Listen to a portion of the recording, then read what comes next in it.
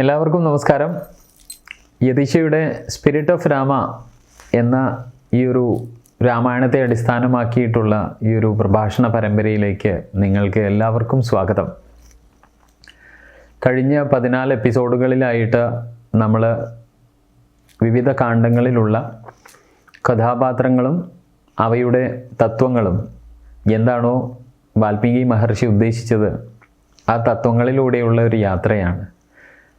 അങ്ങനെ ആരണ്യകാണ്ഡത്തിൽ എത്തി നിൽക്കുന്ന നമ്മൾ കഴിഞ്ഞ എപ്പിസോഡിൽ സാക്ഷാൽ അഗസ്ത്യ മഹർഷിയെ കാണുന്നു, അല്ലെങ്കിൽ അഗസ്ത്യ മഹർഷിയും അതുപോലെ തന്നെ ശ്രീരാമചന്ദ്ര ഭഗവാനും കണ്ടുമുട്ടുന്ന ഭാഗത്തിലൂടെയാണ് യാത്ര ചെയ്തത്. അവിടെ അഗസ്ത്യരുടെ സംവാദം അല്ലെങ്കിൽ സംഭാഷണം നമ്മൾ കേട്ടു. അവിടെ യഥാർത്ഥത്തിൽ സൃഷ്ടി തത്വങ്ങളെക്കുറിച്ചും ജീവാത്മാവിൻ്റെ മോക്ഷത്തിലേക്കുള്ള പ്രയാണങ്ങളെക്കുറിച്ചുമൊക്കെ അദ്ദേഹം സംസാരിക്കുന്നത് നമ്മൾ കേട്ടു.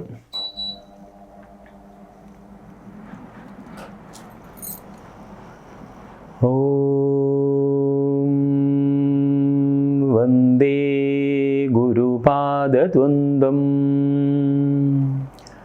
അവാങ് മാനസഗോചരം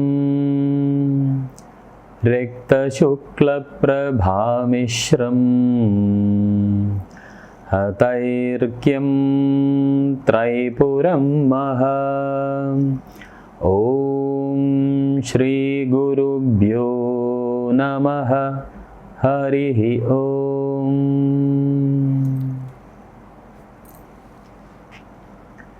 ശ്രീരാമ രാമ രാമ ശ്രീരാമചന്ദ്രാജയ. ശ്രീരാമ രാമ രാമ ശ്രീരാമഭദ്രാജയ. ശ്രീരാമ രാമ രാമ സീതാഭിരാമ രാമ. ശ്രീരാമ രാമ രാമ ലോകാഭിരാമാജയ. ശ്രീരാമ രാമ രാമ രാവണാന്തക രാമ. ശ്രീരാമ മമ ഹൃദി രമതാം രാമ രാമ. ശ്രീരാഘവാത്മാ രാമ. ശ്രീരാമ രമാപതേ. ശ്രീരാമ വിഗ്രഹ നമോസ്തുതേ. നാരായണായ നമോ നാരായണായ നമോ നാരായണായ നമോ നാരായണായ നമഃ. ശ്രീരാമനാമം പാടി വന്ന പൈങ്കിളിപ്പെണ്ണേ, ശ്രീരാമചരിതം നീ ചൊല്ലിയിടുമടിയാതെ.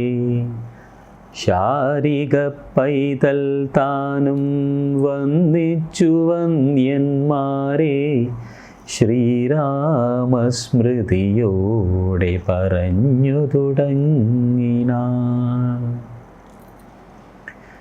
അങ്ങനെ അഗസ്ത്യ മഹർഷി ശ്രീരാമനുമായിട്ടുള്ള ആ സംഭാഷണത്തിനൊടുവിൽ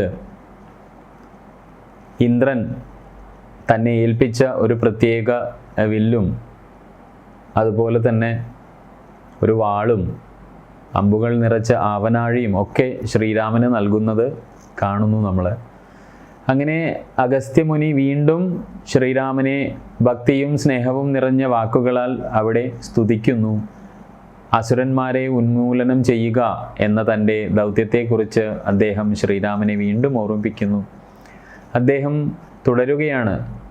അങ്ങ് 2 യോജന കൂടി നടക്കുന്ന സമയത്ത് പഞ്ചവടി എന്നറിയപ്പെടുന്ന ഒരു പുണ്യഭൂമി അങ്ങ് കാണുവാൻ സാധിക്കും. അവിടെ നദീതീരത്ത് സീതാദേവിയോടും ലക്ഷ്മണനോടൊപ്പം കുറച്ചു നേരം താമസിക്കാൻ താങ്കൾക്ക് ഒരു ആശ്രമം വേണമെങ്കിൽ പണിയാം. ശ്രീരാമൻ അഗസ്ത്യമുനിയുടെ കാൽക്കൽ സാഷ്ടാംഗം പ്രണമിച്ച് അനുഗ്രഹങ്ങളും പരസ്പരം സമ്മാനങ്ങളുമൊക്കെ കൈമാറി പഞ്ചവടിയിലേക്ക് ശ്രീരാമൻ യാത്രയാവുകയാണ്. അടുത്തതായി നമ്മൾ കാണുവാൻ പോകുന്നത് രാമായണത്തിൽ ജടായു മൊത്തുള്ള അദ്ദേഹത്തിൻ്റെ സമാഗമമാണ്. പഞ്ചവടിയിലേക്കുള്ള വഴിയിൽ അവർ വഴിയരികിൽ വിശ്രമിക്കുന്ന ഒരു പ്രായം ചെന്ന വൃദ്ധനായ കഴുകനായ ജടായുവിനെ കണ്ടുമുട്ടുകയാണ്. യഥാർത്ഥത്തിൽ തങ്ങൾക്ക് നേരെ ചാടാൻ കാത്തിരിക്കുന്ന ഒരു അസുരനായിരിക്കാമെന്ന് ശ്രീരാമൻ വളരെ മുൻപേ തെറ്റിദ്ധരിക്കുകയാണ് ചെയ്തത്. അദ്ദേഹം കോപാകുലനായി ലക്ഷ്മണനോട് പറയുകയാണ്, ലക്ഷ്മണ, ആ വലിയ കഴുകനെ നോക്കൂ, അത് വേഷം മാറിയ ഒരു അസുരനായിരിക്കണം. എനിക്ക് വില്ല് തരൂ, ഞാൻ അവനോട് ഏറ്റുമുട്ടട്ടെ. രാമലക്ഷ്മണന്മാരായ സഹോദരന്മാർ തമ്മിലുള്ള ഈ സംഭാഷണം പക്ഷിരാജൻ കേട്ട സമയത്ത് അദ്ദേഹം വളരെ ഭയാനകവും അതുപോലെ തന്നെ വളരെ ആശങ്കാപരമായ ശബ്ദത്താൽ പറയുകയാണ്, അയ്യോ ഭഗവാനെ, ഞാൻ അങ്ങയുടെ ശത്രുവല്ല, അങ്ങയുടെ കരങ്ങളാൽ കൊല്ലപ്പെടാൻ ഞാൻ അർഹനുമല്ല. ഞാൻ താങ്കളുടെ പിതാവിൻ്റെ പഴയ സുഹൃത്തും അങ്ങയുടെ ആജീവനാന്ത ഭക്തനുമാണ്. അങ്ങ് എന്നോട് ആവശ്യപ്പെടുന്നത് എന്തും ഞാൻ അങ്ങേക്ക് വേണ്ടി ചെയ്യും. ഇത് കേട്ട് ശ്രീരാമൻ വളരെ സന്തോഷിക്കുകയാണ്. ജടായുവിനെ പരസ്പരം പുണർന്ന് സന്തോഷം പങ്കിടുകയാണ്, അദ്ദേഹത്തെ അനുഗ്രഹിക്കുകയാണ്. എന്നിട്ട് രാമൻ പറയുകയാണ്, അയ്യോ മഹാത്മാവേ, അങ്ങയുടെ പശ്ചാത്തലം അറിയാതെ ഞാൻ അങ്ങയെ സംശയിച്ചു. എന്നാൽ ഇനി മുതൽ അങ്ങ് എന്നോടൊപ്പമുണ്ട്.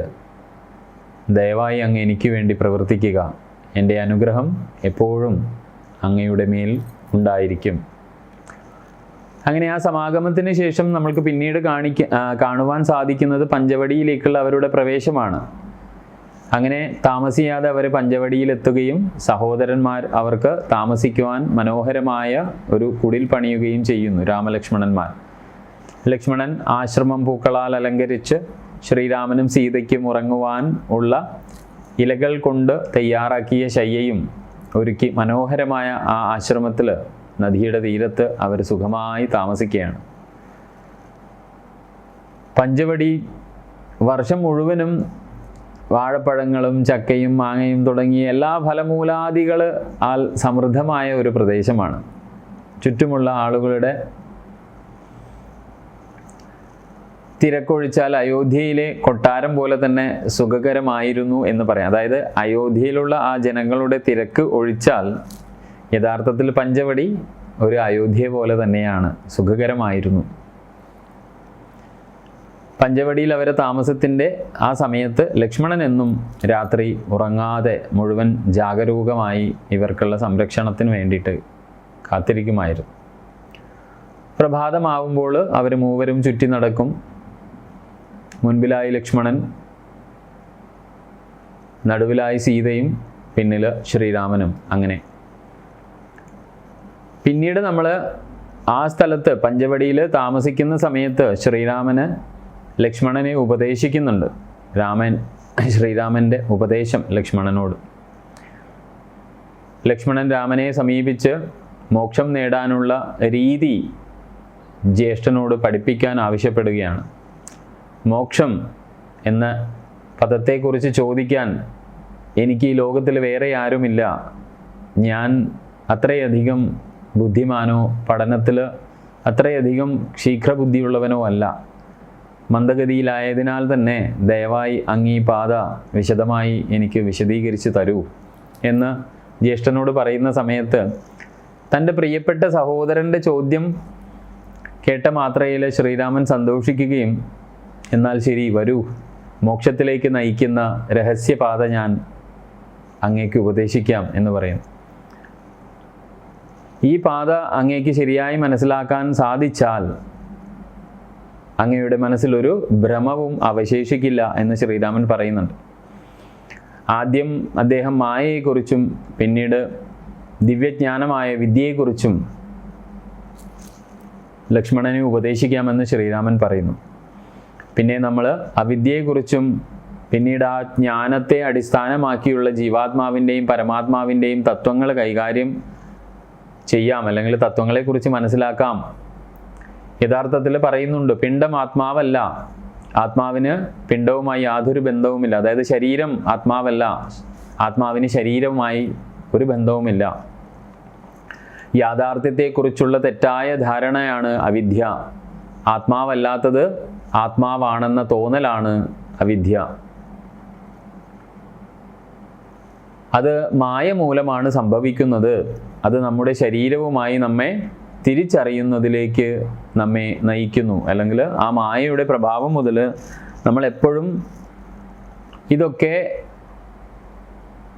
അവിദ്യാപരമായ ചിന്തയിലാണ് നമ്മൾ ചിന്തിക്കാറുള്ളത്. ശരീരമാണ് ആത്മാവെന്ന് ചിന്തിക്കുന്നു. അതുകൊണ്ടാണ് നമ്മുടെ ഉറ്റവരും ഉടയവരും ഒക്കെ മരിച്ചു പോകുന്ന സമയത്ത് നമ്മൾ ആ മൃതദേഹം നോക്കി ആഴത്തിൽ വിലപിക്കുന്നു, അല്ലെങ്കിൽ വളരെയേറെ സങ്കടപ്പെടുന്നു. ആ മൃതദേഹത്തിൻ്റെ സാന്നിധ്യം നമ്മളെ വല്ലാതെ വിഷമിപ്പിക്കുന്നു. പക്ഷേ യാഥാർത്ഥ്യബോധത്തിൽ നോക്കുമ്പോൾ ഇതൊക്കെ മായയുടെ പ്രഭാവം കൊണ്ട്. കാരണം ഞാൻ അച്ഛനെന്നോ അമ്മയെന്നോ സഹോദരനെന്നോ സഹോദരി എന്നോ ഉറ്റ ആരോ ആയിക്കോട്ടെ, മുത്തശ്ശനോ മുത്തശ്ശിയോ, ഇവരൊക്കെ ആയി കരുതുന്ന ഇവരുടെ ശരീരത്തെയും അവരുടെ ആ ശരീരത്തിലൂന്നിയുള്ള ചേഷ്ടകളെയുമാണ്. അവരുടെ സംസാരം, നടപ്പ്, ഇരിപ്പ്, നോട്ടം. പക്ഷെ ഇത് ശ്രീരാമൻ ലക്ഷ്മണനോട് പറഞ്ഞു കൊടുക്കുന്നുണ്ട്, ഇത് അവിദ്യയാണ് യഥാർത്ഥത്തിൽ. കാരണം ശരീരവുമായി ആത്മാവിന് ബന്ധമില്ല. അതുകൊണ്ട് തന്നെ ആത്മാവല്ലാത്ത ശരീരത്തെ ആത്മാവാണെന്ന് തോന്നും. തിരിച്ചും ആത്മാവല്ലാത്ത ശരീരത്തെ ആത്മാവാണെന്ന് തോന്നും, അതുപോലെ ശരീരമല്ലാത്ത ആത്മാവിനെ ശരീരമാണെന്നും തോന്നും. ഇങ്ങനെ ഈ രണ്ട് തോന്നലുകളും ഒരു മനുഷ്യന് സംഭവിക്കുന്നത് മായയുടെ പ്രതിഭാസം മൂലമാണ്. അത് യഥാർത്ഥത്തിൽ നമ്മെ നമ്മുടെ ശരീരവുമായിട്ടാണ് ബന്ധം സ്ഥാപിപ്പിക്കുക. മായയ്ക്ക് രണ്ട് ഭാവങ്ങളുണ്ട് എന്ന് ശ്രീരാമൻ പറയുന്നുണ്ട്. ഒന്ന്, അത് ആവിർഭവിപ്പിക്കുകയാണ് ചെയ്യുക, പ്രൊജക്ഷൻ ചെയ്യും. മറ്റൊന്ന് വിക്ഷേപശക്തിയാണ്, വിക്ഷേപമാണ്. അതായത് പലതായി നമ്മളെ കാണിക്കും, അല്ലെങ്കിൽ നമ്മുടെ ഇന്ദ്രിയങ്ങൾക്ക് മുമ്പിൽ ഈ പരമമായ സത്യത്തെ പലതായി കാണിക്കുന്ന വിക്ഷേപശക്തി. ഒന്ന് ആവരണ ശക്തിയാണ്. അതായത് ഈശ്വരീയമായ ചൈതന്യത്തെ രൂപങ്ങളിലൂടെ നമ്മളിലേക്ക് പ്രൊജക്റ്റ് ചെയ്ത് കാണിപ്പിക്കുന്ന ഒരു പ്രഭാവമാണ് മായയുടെ ഒന്നാമത്തെ പ്രഭാവം. മായയുടെ രണ്ടാമത്തെ പ്രഭാവം ഇങ്ങനെ ഈശ്വരീയമായ രൂപങ്ങളെ നമ്മുടെ കണ്ണുകൾക്കോ ഇന്ദ്രിയങ്ങൾക്കോ, അതായത് പഞ്ച ഇന്ദ്രിയങ്ങൾക്ക് മുൻപിൽ അവതരിപ്പിക്കുന്ന സമയത്തും, ആവിർഭാവം അല്ലെങ്കിൽ അവതരണം, മാനിഫെസ്റ്റേഷൻ എന്നൊക്കെ നമ്മൾ പറയുന്നത്, ആ ആവിർഭാവ സമയത്തും നമ്മിൽ ഈ രൂപങ്ങളെ പലതായി ദ്വന്ദ്വതയിലാണ് നമ്മളെ നമ്മുടെ കണ്ണുകളിലോ അല്ലെങ്കിൽ ഇന്ദ്രിയങ്ങൾക്ക് മുമ്പിൽ അവതരിപ്പിക്കുക. അതുകൊണ്ടാണ് നമ്മൾക്ക് ഉറുമ്പിനെ, അല്ലെങ്കിൽ ആനയെ, അല്ലെങ്കിൽ ഒരു മനുഷ്യനെ, അല്ലെങ്കിൽ മറ്റ് ഒരു പശുവിനെ, മറ്റു സർപ്പങ്ങളെ ഒക്കെ നമ്മൾക്ക് വേറെ വേറെയാണെന്ന് തോന്നുന്നതിൻ്റെ അടിസ്ഥാനം ഈ പറയുന്ന വിക്ഷേപശക്തി കൊണ്ടാണ്. അപ്പം ഇത് മായയുടെ രണ്ട് വശമാണ് എന്ന് പറയുന്നുണ്ട്. മായയ്ക്ക് രണ്ട് ഭാവങ്ങളുണ്ട്. ആ രണ്ട് ഭാവങ്ങളാണ്, ഒന്ന് ഈ പറയുന്ന പോലെ ആവിർഭാവവും ഒന്ന് വിക്ഷേപവും. യഥാർത്ഥത്തിൽ നമ്മുടെ യാഥാർത്ഥ്യ ബോധത്തിന് മുമ്പിൽ, യാഥാർത്ഥ്യം എന്താണ് സത്യം എന്നുള്ള ആ യാഥാർത്ഥ്യത്തിന് മുമ്പിൽ ഒരു മൂടുപടം ഇടുകയാണ് യഥാർത്ഥത്തിൽ മായ ചെയ്യുന്നത്. അതായത് ഈശ്വരൻ അല്ലെങ്കിൽ ഈശ്വരീയ തത്വം, അല്ലെങ്കിൽ ദൈവം അല്ലെങ്കിൽ ദൈവതത്വം എന്നുള്ള ആ പ്രാപഞ്ചികമായ അല്ലെങ്കിൽ വിജ്ഞാനപരമായ ബ്രഹ്മപരമായ ആ സത്യത്തിന് മുൻപിൽ ഈ പറയുന്ന ആവരണം ഇടും. ഒന്ന് പ്രൊജക്ഷൻ്റെ ആവരണവും ഒന്ന് ഡ്യുവാലിറ്റിയുടെ ആവരണവും. അതായത് ഒന്ന് ആവിർഭാവത്തിൻ്റെ നാമരൂപങ്ങളുടെ ആവരണവും പിന്നെ ഈ നാമരൂപങ്ങളൊക്കെ വ്യത്യസ്തമാണെന്നുള്ള വിക്ഷേപത്തിൻ്റെ ആവരണവും ഇടുന്നു. അങ്ങനെ അത് യഥാർത്ഥ സത്യത്തിൻ്റെ സ്വഭാവത്തെ മറയ്ക്കുകയും മനുഷ്യൻ്റെ ധാരണയിൽ നിന്ന് ആ ആത്യന്തിക സത്യത്തെ മറച്ചു പിടിക്കുകയും ചെയ്യുന്നു. വിക്ഷേപശക്തി അല്ലെങ്കിൽ പ്രക്ഷേപണ ശക്തി എന്നൊക്കെ നമ്മൾ വിളിക്കുന്നത് മായയുടെ അടുത്ത വശമാണ്. അതൊരു തെറ്റായ യാഥാർത്ഥ്യത്തെ പ്രക്ഷേപണം ചെയ്യുകയാണ്. നമ്മളിലേക്ക് തെറ്റായ ഒരു തോന്നൽ ഇങ്ങനെ ഉളവാക്കിക്കൊണ്ടിരിക്കുന്നതാണ്. ഒരു പ്രത്യേക സ്വതന്ത്ര ലോകത്തിൻ്റെ മിഥ്യ സൃഷ്ടിക്കുകയും ചെയ്യുന്നു. അതായത് ഈ പ്രപഞ്ചം നിലനിൽക്കുന്നതൊക്കെ, പ്രപഞ്ചം ഇങ്ങനെ, ഇതൊക്കെ ഒരു പ്രത്യേക അസ്തിത്വമാണ്, ഇതിൽ നിന്ന് വ്യത്യസ്തമായിട്ടാണ് ഈശ്വരൻ വേറൊരു ലോകത്താണുള്ളത്, ഞാൻ മരിച്ചു കഴിഞ്ഞാൽ വേറൊരു ലോകത്ത് എന്നുള്ള ഈ വ്യത്യസ്തതയുടെ ഒരു മിഥ്യാധാരണ നമ്മളിലേക്ക് പ്രവഹിപ്പിക്കും. അതാണ് പ്രക്ഷേപണ ശക്തി എന്ന് പറയുന്നത്. വിക്ഷേപണം ചെയ്യിപ്പിക്കും. വിക്ഷേപണം എന്ന് പറഞ്ഞാൽ നമുക്കറിയാം, ലോഞ്ച് ചെയ്യും നമ്മളിലേക്ക്. മിസൈൽ വിക്ഷേപിക്കുക എന്നൊക്കെ പറയില്ലേ, ലോഞ്ചിങ് ആണ്. അപ്പോൾ ആ ഒരു ചിന്ത നമ്മളിലേക്ക് സദാ വിക്ഷേപിച്ചുകൊണ്ടിരിക്കും. കണ്ടിന്യൂസ് ലോഞ്ചിങ് ആണ് ഈ ചിന്തകൾ നമ്മുടെ ഉള്ളിൽ. അതുകൊണ്ട് തന്നെ ഈ ചിന്തകൾ നമ്മുടെ മനസ്സിനെ സ്വാധീനിക്കുന്ന സമയത്ത് നമ്മൾ ആ വലയത്തിൽ പെട്ടുപോകും. നമ്മളിപ്പോൾ പറയില്ലേ, ഇപ്പം നമ്മൾ കഴിഞ്ഞ അടുത്ത കാലത്തൊക്കെ കണ്ടിട്ടില്ലേ, ഇറാൻ അണ്ടർ അറ്റാക്ക് അല്ലെങ്കിൽ ഇസ്രായേൽ അണ്ടർ അറ്റാക്ക്. കാരണം കണ്ടിന്യൂസ് ആയ മിസൈൽ വരുമ്പോൾ ആ രാജ്യത്തിന് യഥാർത്ഥത്തിൽ ആ രാജ്യം എന്താണ് പ്രവർത്തിക്കേണ്ടത് എന്നുള്ള കാര്യം അറിയാമെങ്കിൽ പോലും ആ പ്രവർത്തനത്തിന് അവർക്ക് സമയം കൊടുക്കുമോ അല്ലെങ്കിൽ സാഹചര്യം കൊടുക്കാറോ ചെയ്യാറില്ല. കാരണം സുരക്ഷ, ജനങ്ങളുടെ പ്രശ്നങ്ങൾ, ഭരണാധികാരികൾക്ക് സ്വച്ഛന്തമായി അങ്ങോട്ടും ഇങ്ങോട്ടും യാത്ര ചെയ്യാൻ സാധിക്കില്ല. അതാണ് ഈ വിക്ഷേപണം, മിസൈൽ ലോഞ്ചിങ് എന്നൊക്കെ പറയുന്ന പോലെ. ഇതേ ആറ്റിറ്റ്യൂഡിലാണ് നമ്മൾ യഥാർത്ഥത്തിൽ എന്താണോ ചെയ്യേണ്ട പ്രവൃത്തി, അതിൽ നിന്ന് നമ്മളെ മായയുടെ ഈ ലോഞ്ചിങ്, ഈ ഡുവാലിറ്റി മിസൈൽസിൻ്റെ ലോഞ്ചിങ് കൊണ്ട് നമ്മളെ തടയും. അപ്പോൾ എങ്ങനെയാണെന്ന് പറഞ്ഞാൽ ഈ പറയുന്ന ലോകത്തിൻ്റെ മിഥ്യ സൃഷ്ടിച്ചുകൊണ്ടാണ് വിക്ഷേപം പ്രകടിപ്പിക്കുന്നത്. നമ്മൾ കാണുന്ന ലോകം അതിൻ്റെ എല്ലാ ഗുണങ്ങളും ദ്വന്ദ്ങ്ങളോടും വൈവിധ്യങ്ങളോടും കൂടി മായയുടെ ആ ഒരു പ്രൊജക്ഷൻ ഉണ്ടാവും. മായയുടെ ശക്തി ലോകം നമ്മൾ യഥാർത്ഥമാണെന്ന് നമ്മളെ ചിന്തിപ്പിക്കും. ഇതൊക്കെയാണ് ഈ ലോകമാണ് യാഥാർത്ഥ്യം, അതിൽ മുഴുകി ജീവിക്കുന്നതാണ് യഥാർത്ഥം, ഇതിനപ്പുറത്ത് ഒരു ലോകമുണ്ട്, അത് മരിച്ചു കഴിഞ്ഞിട്ട് പോകേണ്ടതാണെന്നുള്ളതൊക്കെ അങ്ങനെയുള്ള ഒരു അയഥാർത്ഥ ലോകമാണ് നമ്മളെ സംബന്ധിച്ചിട്ട് സ്വർഗവും നരകവും. കാരണം നമ്മൾ എക്സ്പീരിയൻസ് ചെയ്യുന്നില്ല, പക്ഷെ അങ്ങനെയുണ്ട് എന്നുള്ള ഒരു ധാരണ ശക്തമായി ഉള്ളിൽ കിടക്കുകയും ചെയ്യുന്നുണ്ട്. അപ്പം അങ്ങനെ ഇത് എളുപ്പം ഒരു ഉദാഹരണം പറഞ്ഞാൽ, വേദാന്ത പഠന ക്ലാസ്സുകളിലൊക്കെ നിങ്ങൾ കേട്ടിട്ടുള്ള ഉദാഹരണം തന്നെ. ഇരുട്ട് നിറഞ്ഞ ഒരു പ്രദേശത്ത് നമ്മൾ സഞ്ചരിക്കുന്ന സമയത്ത് പലതും നമ്മൾക്ക് അവ്യക്തമായി മാത്രം കാണുവാൻ സാധിക്കുന്ന സമയത്ത് നമ്മൾ ഒരു കയറ് കണ്ടാൽ പോലും അത് പാമ്പായി തെറ്റിദ്ധരിക്കും. കാരണം എന്താണ്? അവിടെ അവ്യക്തമാണ്. യഥാർത്ഥ കാഴ്ചക്ക് മുൻപിൽ ഒരു ആവരണമുണ്ട്, ഇരുട്ടിൻ്റെ ആവരണമുള്ളത് കൊണ്ട് തന്നെ എനിക്ക് യഥാർത്ഥ വസ്തുവിനെ കാണുവാൻ സാധിക്കുന്നില്ല, ഇരുട്ടിൻ്റെ പ്രതിഭാസം. അതുപോലെയാണ് നമ്മുടെ ഉള്ളിൽ യഥാർത്ഥമായ നമ്മുടെ ആത്മ ചൈതന്യം അല്ലെങ്കിൽ യഥാർത്ഥ ഈശ്വരീയമായ സത്ത ഉള്ളിൽ സ്ഫുരിക്കുന്നുണ്ടെങ്കിലും അതിന് മുൻപിൽ ഒരു മൂടുപടം, എങ്ങനെയാണ് കാഴ്ചയെ ഇരുട്ട് മറയ്ക്കണത് അതുപോലെ നമ്മുടെ ആ യഥാർത്ഥ വെളിച്ചത്തെ ഈ മായയാകുന്ന ഇരുട്ട് മറയ്ക്കുന്നു. ആ സമയത്ത് നമ്മൾക്ക് പലതും അവ്യക്തമായി, എങ്ങനെയാണ് ഒരു കയറിൻ്റെ കഷ്ണം നമ്മൾ പാമ്പ് എന്ന് ചിന്തിക്കുന്നത്, അതുപോലെ തന്നെ ജീവിതത്തിൽ നമ്മൾ പലതും തെറ്റായി കാണുവാനോ ധരിക്കുവാനോ ഇടയാകുന്നു. പക്ഷേ അതേ സ്ഥലത്ത് വെളിച്ചം വന്നു കഴിഞ്ഞാൽ നമ്മൾക്ക് ആ വസ്തു കയറാണെന്നും കൃത്യമായ ധാരണയോടെ അതിനോട് ഇടപഴകാനും സാധിക്കും. അപ്പോൾ ഇങ്ങനെയാണ് മായയുടെ ശക്തിയായ ആ ഇരുട്ട് കാരണം സത്യം നമുക്ക് വെളിപ്പെടാറില്ല ജീവിതകാലത്ത്. അപ്പോൾ മനുഷ്യർ കാണുന്നതും കേൾക്കുന്നതും സ്വപ്നം കാണുന്നതും എല്ലാം വാസ്തവത്തിൽ യാഥാർത്ഥ്യമല്ല, അയഥാർത്ഥമാണ് അല്ലെങ്കിൽ മിഥ്യയാണ്. അപ്പോൾ സംസാരത്തിൻ്റെ മൂല കാരണം തന്നെ നമ്മുടെ ശരീരമാണ് എന്ന് ശ്രീരാമൻ വീണ്ടും തുടരുകയാണ്. അതുകൊണ്ട് ഭാര്യ, മകൻ, ബന്ധുക്കൾ തുടങ്ങിയ നമ്മുടെ എല്ലാ ബന്ധങ്ങളും ശരീരത്തിൽ വേരൂന്നിയിട്ടാണ് ഇരിക്കുന്നത്. ഇപ്പം ശരീരമാണെങ്കിലോ അതുകൊണ്ടാണ് ഞാൻ നേരത്തെ പറഞ്ഞ ആരെങ്കിലും ഒരാളെ ശരീരം നമ്മൾക്ക് നഷ്ടപ്പെടുമ്പോഴാണ് നമ്മൾ കരയുന്നത്. എന്നാൽ യഥാർത്ഥത്തിൽ എൻ്റെ മരിച്ചുപോയ മുത്തശ്ശനോ മുത്തശ്ശിയോ ആ ശരീരമല്ല എന്നും അവരുടെ ശരീരത്തിൽ വസിച്ചിരുന്ന ആത്മാവാണ് യഥാർത്ഥത്തിൽ മുത്തശ്ശനും മുത്തശ്ശിയുമെന്നും ആ ആത്മാവിൻ്റെ പ്രകൃതങ്ങളാണ് ആ ശരീരത്തിൽ ഇരുന്ന സമയത്ത് ഞാൻ അനുഭവിച്ചതും എന്നുള്ള ചിന്തയില്ലാതെ ശരീരത്തിനോട് നമ്മൾ ഒട്ടി നിൽക്കും. ശരീരം 5 അടിസ്ഥാന ഘടകങ്ങളായ പഞ്ചഭൂതങ്ങൾ കൊണ്ടാണ് നിർമ്മിച്ചിരിക്കുന്നത്. 5 ഇന്ദ്രിയങ്ങളും 5 ജ്ഞാനേന്ദ്രിയങ്ങളും 5 കർമ്മേന്ദ്രിയങ്ങളും. ഇതിനെയാണ് നമ്മൾ ഈ 10 ഇന്ദ്രിയങ്ങൾ അടങ്ങിയിരിക്കുന്നതിനെയാണ് നമ്മൾ ദശരഥം എന്ന് കഴിഞ്ഞ എപ്പിസോഡിലൊക്കെ പറഞ്ഞത്. അപ്പം ഈ പറയുന്ന ശരീരം, നമ്മൾ ഒട്ടി നിൽക്കുന്ന ശരീരം യഥാർത്ഥത്തിൽ പഞ്ചഭൂതങ്ങളാണ് നിർമ്മിച്ചിരിക്കുന്നത്. 5 ഭൂതങ്ങളായ ആകാശം, വായു, അഗ്നി, ജലം, ഭൂമി, ഈ 5 ഘടകങ്ങൾ ഉപയോഗിച്ചിട്ടാണ് നിർമ്മിച്ചിരിക്കുന്നത്. അതിൽ തന്നെ 5 ഇന്ദ്രിയങ്ങളും 5 ജ്ഞാനേന്ദ്രിയങ്ങളും 5 കർമ്മേന്ദ്രിയങ്ങളും, പിന്നെ അതിൽ മനസ്സ്, അഹങ്കാരം, ചിത്തം എന്നിവയുണ്ട്. മനോബുദ്ധി അഹങ്കാര ചിത്തം. മനസ്സ്, ബുദ്ധി, അഹങ്കാരം, ചിത്തം. ഈ 4 അന്ധകരണങ്ങളായിട്ട് നമ്മുടെ ഈ പറയുന്ന ശരീരത്തിൽ വസിക്കുന്നുണ്ട്. ഈ എല്ലാ സത്തുക്കളുടെയും അല്ലെങ്കിൽ സത്തകളുടെയും പ്രവർത്തന മേഖല ക്ഷേത്രം എന്നുള്ളതാണ് നമ്മുടെ ശരീരം. അതുകൊണ്ടാണ് ഈ ഭഗവത്ഗീതയിൽ കൗന്ദേയനോട് പറയുന്നത് ഇത് ശരീരമാണ്, ഇതെൻ്റെ ക്ഷേത്രമാണ് കൗന്ദേയ എന്ന് പറയുന്നത്. എന്തുകൊണ്ടാണ്? ഈ പറയുന്ന ആൾക്കാർ തികച്ചും പ്രവർത്തിക്കുന്ന സ്ഥലം. ക്ഷേത്രം എന്ന് പറഞ്ഞാൽ പ്ലേസ് എന്നുള്ള അർത്ഥവും കൂടെയുണ്ട്, ഒരു കേന്ദ്രം എന്നുള്ള അർത്ഥവും കൂടെയുണ്ട്. അപ്പോൾ അതിനെയാണ് നമ്മൾ എന്ത് വിളിക്കുന്നത്? ക്ഷേത്രം.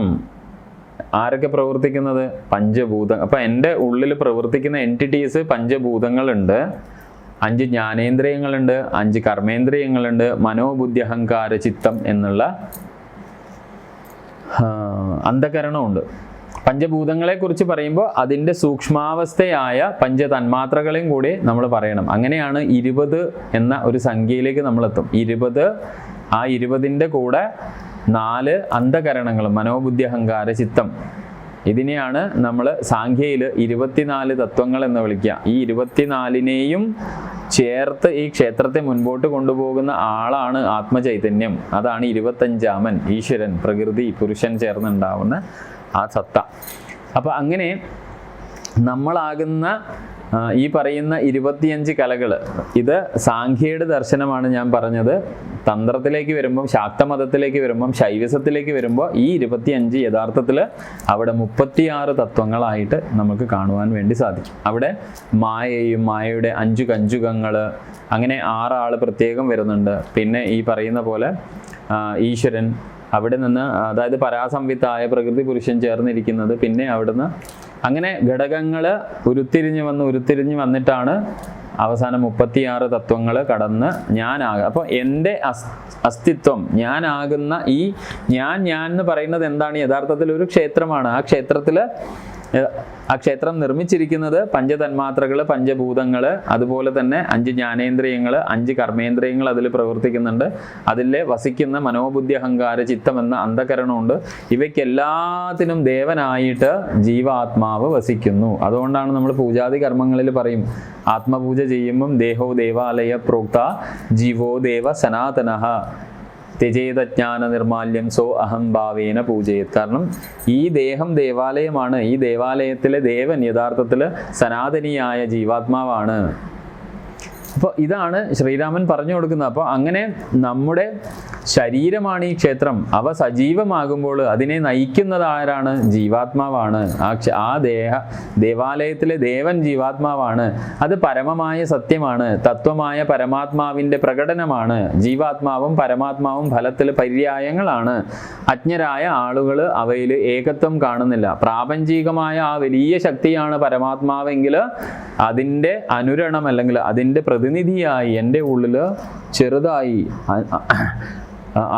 അണുരൂപത്തിൽ ഇരിക്കുന്നതാണ് എൻ്റെ ജീവാത്മാവ്. ഇത് തമ്മിൽ യഥാർത്ഥത്തിൽ ഐക്യമുണ്ട്. അതാണ് ഋഷീശ്വരന്മാർ നമ്മളോട് പറയുന്ന പിണ്ടാണ്ടമാണ് ബ്രഹ്മാണ്ടം. എങ്ങനെയാണ് നമ്മൾ നമ്മുടെ ശരീരത്തെ, ഈ ക്ഷേത്രത്തെ കാണുന്നത്, അതേ രീതിയിൽ നമ്മൾ നോക്കിക്കഴിഞ്ഞാൽ അതിൻ്റെ ഒരു വിരാട് സ്വരൂപമാണ് ഈ ബ്രഹ്മാണ്ടം എന്ന് നമ്മൾ പറയുന്നത്. അപ്പോൾ യഥാർത്ഥത്തിൽ ഈ പ്രപഞ്ചവും ഞാനും തമ്മിൽ ഏകത്വമുണ്ട് എന്നവിടെ പറയുകയാണ്.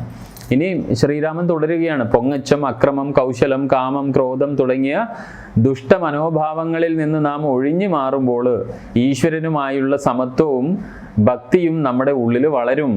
അപ്പം എന്താണ് അടിസ്ഥാനപരമായി നമ്മൾ പറയും, നമ്മളെ ഈ പറയുന്ന മായയുടെ പ്രഭാവം, മായ 5 കഞ്ചുകങ്ങൾ കൊണ്ടാണ് നമ്മളെ കെട്ടിയിടുക എന്നാണ് പറയുക. അങ്ങനെയാണ് ആ 5 കഞ്ചുകങ്ങളിൽ നിന്ന് നമുക്ക് 6 ശത്രുക്കൾ ഉണ്ടാവുന്നു. കാമക്രോധ ലോഭ മോഹ മതമാത്സര്യാദികൾ നമ്മുടെ ഉള്ളിൽ ജനിക്കുന്നു. അങ്ങനെ അതിൻ്റെ പ്രഭാവലയത്തിൽ നമ്മൾ പെട്ടുപോകുമ്പോഴാണ് നമ്മൾക്ക് നേരത്തെ പറഞ്ഞ ആ യഥാർത്ഥ സത്യത്തെ കാണുവാൻ സാധിക്കാത്തത്. മായയുടെ അവ്യക്തത നമ്മളെ മൂടുന്നത് കൊണ്ട്. അപ്പോൾ അങ്ങനെ ആ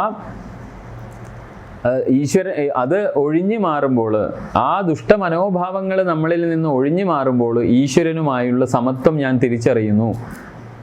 ആ സമത്വത്തിൽ നിന്ന് ഒരു അമ്മയോടെന്നുള്ള പോലെ, ഒരു പിതാവിനോടെന്നുള്ള പോലെ ഭക്തി എൻ്റെ ഉള്ളിൽ വളരുന്നു. അത്തരം ഒരു വ്യക്തി സമൂഹത്തിന് സേവനം ചെയ്യുന്നതിലൂടെ ഹൃദയശുദ്ധി വളർത്തിയെടുക്കുകയും അവൻ ഗുരുക്കന്മാരെ സേവിക്കുകയും ഉദാത്തമായ കർമ്മങ്ങൾ സ്വീകരിക്കുകയും ചെയ്യും. എന്നാൽ അവൻ ലൗകിക ആകർഷണങ്ങളിൽ നിന്ന് അവൻ്റെ ശ്രദ്ധ പിൻവലിക്കുകയും ചെയ്യും. അതായത് അവൻ സദാ പ്രാർത്ഥിക്കുന്നത് ലൗകികമായ കാര്യങ്ങൾക്ക് വേണ്ടി ആയിരിക്കില്ല, തൻ്റെ ആത്മസത്വത്തെ സമൃദ്ധിയിലേക്ക് നയിക്കാൻ വേണ്ടിയിട്ടുള്ള പര്യവേക്ഷണമാണ് അവൻ ചെയ്യുക. ലൗകികമായ സുഖങ്ങളിൽ നിന്നും അവൻ തൻ്റെ ശ്രദ്ധ സ്വാഭാവികമായി പിൻവലിക്കും. ആ പിൻവലിക്കുന്നുണ്ടെങ്കിൽ പോലും സഹജീവികളോട് അവന് സമത്വബോധമുണ്ടാവും. അല്ലെങ്കിൽ ആ സമത്വബോധം വളർത്തിയെടുക്കാൻ തൻ്റെ അഹങ്കാരം ഒഴിവാക്കും അവൻ. അല്ലെങ്കിൽ എങ്ങനെയാണ് നമ്മൾക്ക് സമത്വബോധം ഉണ്ടാവുക എന്ന് പറഞ്ഞാൽ, ഞാൻ ശ്രേഷ്ഠനാണ് എന്നുള്ള ആ അഹംബോധം, ഞാൻ അല്ലെങ്കിൽ എൻ്റേതുള്ളത് എന്ന് പറഞ്ഞ അഹങ്കാരവും മമത്വവും ആണ് നമ്മളെ ഈ പറയുന്ന സഹജീവികളുടെ സമത്വബോധത്തിൽ നിന്ന് നമ്മളെ പ്രിവെൻറ്റ് ചെയ്യുന്നത്. അപ്പോൾ അങ്ങനെ ആ എന്താ പറയുക, സമത്വബോധം വളർത്തിയെടുക്കാൻ തൻ്റെ അഹങ്കാരം ഒഴിവാക്കും. ഇഷ്ടാനിഷ്ടങ്ങൾ, സുഖം, വേദന തുടങ്ങിയ ദ്വന്ദ്വ മനോഭാവങ്ങൾ അവൻ ഒഴിവാക്കും. ഈ ഡുവാലിറ്റി, കാരണം ഞാൻ നേരത്തെ പറഞ്ഞു മായയുടെ യഥാർത്ഥ പ്രഭാവം ഈ ഡുവാലിറ്റി നമ്മളെ പ്രക്ഷേപിപ്പിക്കുമ്പോഴാണ്. നമ്മുടെ മനസ്സിൽ ഈ ഡുവാലിറ്റീനെ ഇങ്ങനെ സദാ ലോഞ്ച് ചെയ്തുകൊണ്ടിരിക്കും. ആ ലോഞ്ചിങ്ങിൽ നിന്ന് അവൻ തൻ്റെ മനോഭാവങ്ങൾ ഒഴിവാക്കും, മനസ്സിലെ ആ ഭാവങ്ങളെ ഒഴിവാക്കും. അപ്പോൾ ഒരു സാധകൻ തൻ്റെ ഭാര്യയോടും കുട്ടികളോടും പോലും ഈ പറയുന്ന ദ്വന്ദ്വ ചിന്താഗതി, അതല്ലെങ്കിൽ അവരോടുള്ള ആസക്തി ഒഴിവാക്കിക്കൊണ്ട് അവരിലൊക്കെ കഴിയുന്നത്ര ആത്മാവിനെ ദർശിക്കാൻ ശ്രമിക്കുകയും വേണമെന്ന് പറയുന്നു. അപ്പം വേദങ്ങളിൽ വിശദീകരിച്ചിരിക്കുന്ന ഈ തത്വങ്ങളെക്കുറിച്ച് അല്ലെങ്കിൽ ഈ സത്യമായ ശ്രുതികളെക്കുറിച്ച് ചിന്തിച്ചുകൊണ്ട് ജീവിക്കുകയും അവയിൽ നിർദ്ദേശിക്കപ്പെട്ട ആരാധനകൾ, ഉപാസനകൾ, ജീവിത ധർമ്മരീതികൾ ഒക്കെ നടത്തുകയും വേണം. അങ്ങനെ ജ്ഞാനം അങ്ങനെയുള്ള ആ രീതിയിൽ ജീവിക്കുന്ന സമയത്ത് അവൻ്റെ മനസ്സിലെ എല്ലാ വ്യാമോഹങ്ങളും ഒഴിവാക്കാൻ അവന് തനിയെ സാധിക്കും. അങ്ങനെ ജ്ഞാനം അവൻ്റെ ഉള്ളിൽ അവൻ വികസിപ്പിച്ചെടുത്താൽ ഒരാൾക്ക് എന്നെ അടുത്തറിയാൻ ഉറപ്പായ മാർഗം ജ്ഞാനമോ അറിവുമാണ്. അതായത് ഞാൻ എന്ന് ഇവിടെ ഉദ്ദേശിക്കുന്നത് ശ്രീരാമൻ, ഞാൻ കഴിഞ്ഞ എപ്പിസോഡിൽ പറഞ്ഞു, സൂപ്പർ കോൺഷ്യസിനെയാണ് നമ്മൾ ശ്രീരാമൻ, അതല്ലെങ്കിൽ ശ്രീകൃഷ്ണൻ. അതുപോലെ ഉയർന്ന ബോധത്തെ തിരിച്ചറിയാൻ സാധിക്കും എന്നാണ് ഇവിടെ പറയുന്നത്. അങ്ങനെ ഉയർന്ന ബോധത്തെ തിരിച്ചറിയുന്ന സമയത്ത്, ഒരാൾക്ക് അടുത്തറിയാൻ കഴിയുന്ന സമയത്ത്, ആ യാഥാർത്ഥ്യമായ പരമാത്മാവായി അറിയാനുള്ള ആ അനുഭവപരമായിട്ട് അത് അറിയുന്നതാണ് യഥാർത്ഥത്തിൽ മോക്ഷം. അതായത് ഞാനോ പരമാത്മാവോ തമ്മിൽ ദ്വന്ദ്വതയില്ല, ഞങ്ങൾ ഏകത്വത്തിൽ വസിക്കുന്ന സത്യങ്ങളാണ് എന്ന് തിരിച്ചറിയുന്നതിനെയാണ് നമ്മൾ മോക്ഷം എന്ന് വിളിക്കുന്നത്. ചുരുക്കി പറഞ്ഞു കഴിഞ്ഞാൽ, ഈ സൂക്ഷ്മമായ സത്യത്തെ, എൻ്റെ മനസ്സിലാണ് ഇതൊക്കെ ചിന്തകളായി ഈ കാര്യങ്ങൾ, ഈ ജ്ഞാനങ്ങൾ ഉദ്ഭവിക്കുന്നതെങ്കിൽ ഈ സൂക്ഷ്മമായ കാര്യം, ഈ സൂക്ഷ്മ പ്രപഞ്ചം ഇതൊക്കെ ഒന്നാണെന്നുള്ള ആ സൂക്ഷ്മ പ്രപഞ്ചത്തെ ഞാൻ സ്ഥൂല പ്രപഞ്ചമായി അറിയുക. അതായത് എൻ്റെ മുൻപിൽ ഈ പറയുന്ന എൻ്റെ ഇന്ദ്രിയങ്ങൾക്ക് മുൻപിൽ അവതരിച്ചിരിക്കുന്ന അല്ലെങ്കിൽ പ്രൊജക്റ്റ് ചെയ്യപ്പെട്ടിരിക്കുന്ന ഈ പ്രപഞ്ചം, സ്ഥൂല പ്രപഞ്ചം എന്നാണ് ആധ്യാത്മികതയിൽ നമ്മൾ അതിനെ വിളിക്കുക. സ്ഥൂലം എന്ന് പറഞ്ഞാൽ നമ്മൾക്ക് അനുഭവിക്കാൻ സാധിക്കുന്നത്, ഗ്രോസ് ആയിട്ടുള്ളത്, അതിനെയാണ് സ്ഥൂലം നമ്മൾ വിളിക്കുക.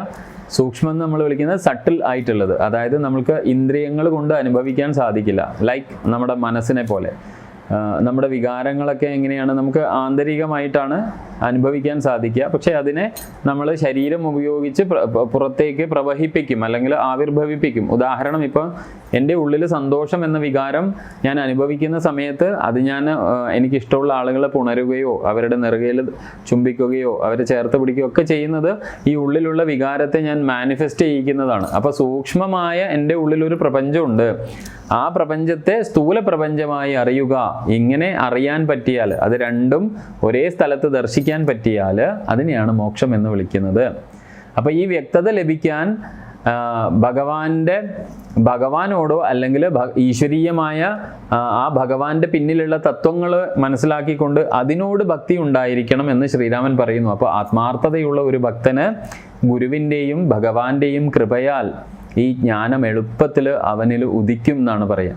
അപ്പോൾ യഥാർത്ഥത്തിൽ നിങ്ങൾക്കും എനിക്കും ഈശ്വരജ്ഞാനം ഉണ്ടെങ്കിൽ അല്ലെങ്കിൽ ലഭിക്കണമെങ്കിൽ ഈ പറയുന്ന പോലെ ആദ്യം ഉണ്ടാവേണ്ടത് ഈ തത്വം മനസ്സിലാക്കുക.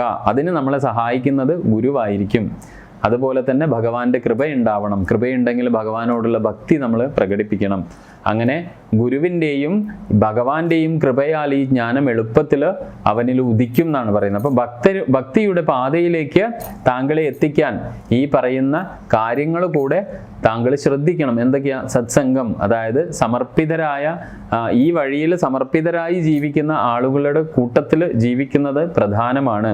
അതുകൊണ്ടാണ് നമ്മൾ പറയും അല്ലേ, ഫിസിക്സിൽ നോക്കിയാൽ തിയറി ഓഫ് റെസണൻസ് നമ്മൾ കേൾക്കാം. അതെന്താ തിയറി ഓഫ് റെസണൻസ്? ഈ പറയുന്ന പോലെയാണ്. കാരണം സെർട്ടൺ എനർജി ക്യാരി ചെയ്യുന്നതിൻ്റെ അടുത്ത് നമ്മൾ പോയി വസിച്ചാൽ that energy will transmigrate into our self also. അതെങ്ങനെ? നമ്മൾ അതൊരു റിസപ്റ്റീവ് മോഡിലാണെങ്കിൽ, നമ്മൾ ആ ഒരു അസ്തിത്വത്തിന് സമീപത്ത് റിസപ്റ്റീവ് മോഡിൽ പോയി നിന്നാൽ നമ്മൾക്കും അത് സ്വീകരിക്കാൻ സാധിക്കും. അപ്പോൾ അങ്ങനെ സത്സംഗം വളരെ പ്രധാനമാണ്. അതുപോലെ തന്നെ അങ്ങനെയുള്ള ആളുകളെ സേവിക്കുന്നത് ഭക്തിയുടെ തീവ്രത വർദ്ധിപ്പിക്കുമെന്ന് പറയും. ഉപവാസങ്ങളും ആചാരങ്ങളും ആചരിക്കുന്നതും ഭക്തിയുടെ അവസ്ഥ കൂട്ടിക്കൊണ്ടുപോകും, അല്ലെങ്കിൽ കൂട്ടി കൊണ്ടുവരും. അതുപോലെ തന്നെ വേദപരമായ വിജ്ഞാനങ്ങൾ, കഥകൾ, പുരാണങ്ങൾ, തത്വങ്ങൾ കേൾക്കുന്നത് മുതലായവയൊക്കെ താങ്കളുടെ ഭക്തി വർദ്ധിപ്പിക്കാൻ സാധിക്കും. ദരിദ്രർക്കും കുലീനർക്കും കഴിയുന്നത്ര ദാനം ചെയ്യുക. ഭഗവാന്റെ മഹത്വം എപ്പോഴും സ്തുതിച്ചുകൊണ്ടോ ആലപിച്ചുകൊണ്ടോ ചൊല്ലിക്കൊണ്ടോ ജപിച്ചുകൊണ്ടോ എപ്പോഴും ഭഗവാനെ ധ്യാനിക്കുന്നതൊക്കെ നടത്തിയാൽ ഒരു ഭക്തൻ സ്വയമേവ ജ്ഞാനവും അറിവും നേടിക്കൊണ്ടേയിരിക്കും. അത് അവനെ മോക്ഷത്തിലേക്ക് നയിക്കും. മോക്ഷത്തിലേക്കുള്ള പാത ഞാൻ താങ്കൾക്ക് ഇവിടെ ഹ്രസ്വമായ വാക്കുകളിൽ വിവരിച്ചു തന്നു എന്നാണ് പറയുന്നത്. അപ്പം ഈ അറിവ് വളരെ പുണ്യമുള്ളതാണ്. അതിൽ താല്പര്യമില്ലാത്തവർക്കും തെറ്റായ രീതിയിൽ മനസ്സിലാക്കാൻ സാധ്യതയുള്ളവർക്കും വേണ്ടി ഇത് വെളിപ്പെടുത്തരുത് എന്ന് പറയുന്നുണ്ട്. അതായത് തെറ്റായ രീതിയിൽ ജീവിക്കാൻ ഉദ്ദേശിക്കുന്ന ആളുകൾക്ക് ഈ രഹസ്യം വെളിപ്പെടുത്തി കൊടുക്കേണ്ട കാര്യമില്ല. എന്നാൽ ഒരാൾ ഭക്തനാണെന്ന് നിങ്ങൾക്കറിയാമെങ്കിൽ, അദ്ദേഹത്തിന് മുൻപോട്ട് പോകാനുള്ള ആഗ്രഹമുണ്ട് എന്നറിയാമെങ്കിൽ ചോദിക്കാതെ തന്നെ അദ്ദേഹത്തെ ഉപദേശിക്കുക. കാരണം ഭക്തർക്ക് മോക്ഷം അവരുടെ കയ്യെത്തും ദൂരത്താണ്. ഇവിടെ പാർഷ്യാലിറ്റി കൊണ്ടല്ല അങ്ങനെയുള്ള ആളുകൾക്ക് കൊടുക്കരുത് എന്ന് പറയുന്നത്. നിങ്ങൾക്കറിയാം, ഇപ്പോൾ ഒരു ഭാഗത്തേക്ക് പോവാൻ ഉദ്ദേശിക്കുന്ന ആളുകൾക്ക് ആ ഭാഗത്ത് നമ്മൾ അവരെ പോവാൻ അനുവദിക്കുകയാണ് വേണ്ടത്. എന്നാൽ ചില ആളുകൾ നമ്മളോട് വഴി ചോദിക്കുകയോ അല്ലെങ്കിൽ വഴി അറിയാതെ പെട്ട് ഉഴലുന്ന ആളുകളുണ്ടെങ്കിൽ അവരെ വഴി കാണിക്കുന്നതാണ് യഥാർത്ഥ ദൗത്യം. വഴി കൃത്യമായി തീരുമാനിച്ചുറപ്പിച്ച് പോകുന്ന ആളുകളെ നമ്മൾ വഴി മുടക്കിയിട്ട് വഴി തിരിച്ചു വിടേണ്ട കാര്യമില്ല എന്നുള്ളതാണ് ഇവിടെ പറയുന്നത്. അല്ലാണ്ട് പാർഷ്യാലിറ്റി അല്ല, അവർക്ക് കൊടുക്കരുത് എന്നുള്ള അർത്ഥത്തിലല്ല. ഇതാണ് അർത്ഥം. കാരണം സ്പർദ്ധ കൊണ്ട്, ഞാൻ നേരത്തെ പറഞ്ഞ പോലെ റെസണൻസ്, എനർജി നമുക്ക് റെസണേറ്റ് ചെയ്യിപ്പിക്കാൻ സാധിക്കുക അത് ഈ പറയുന്ന പോലെ ലൈക്ക് മൈൻഡും അല്ലെങ്കിൽ റിസെപ്റ്റീവായ മൈൻഡുള്ള ആളുകൾക്കാണ് അത് സാധിക്കുക. ഇവിടെ പ്രധാനമായിട്ട് നമ്മൾ കഴിഞ്ഞ എപ്പിസോഡുകളിലൊക്കെ ഓരോ തത്വം വിശകലനം ചെയ്യുന്ന സമയത്ത് നമ്മൾ പറഞ്ഞിരുന്നു, ഇവിടെയും നമ്മൾ തത്വവിശദീകരണത്തിന് പ്രധാനമായിട്ട് ഈ കാണ്ഡത്തിൽ നമുക്ക് തത്വവിശകലനം ചെയ്യാനുള്ള ഏറ്റവും ആദ്യ പദം അഗസ്ത്യ മഹർഷി തന്നെയാണ്. അതെന്തുകൊണ്ടാണ്? അത് കാരണം മറ്റൊന്നുമല്ല, അഗസ്ത്യ ഋഷിയെ നമ്മൾക്ക് ഹൈന്ദവ ഗ്രന്ഥങ്ങളിൽ, പുരാണങ്ങളിൽ, പല സ്ഥലങ്ങളിലും നമുക്ക് ദർശിക്കാൻ കഴിയുന്ന ഒരു പദപ്രയോഗമാണ്, അല്ലെങ്കിൽ ഒരു കഥാപാത്രമാണ് അഗസ്ത്യൻ.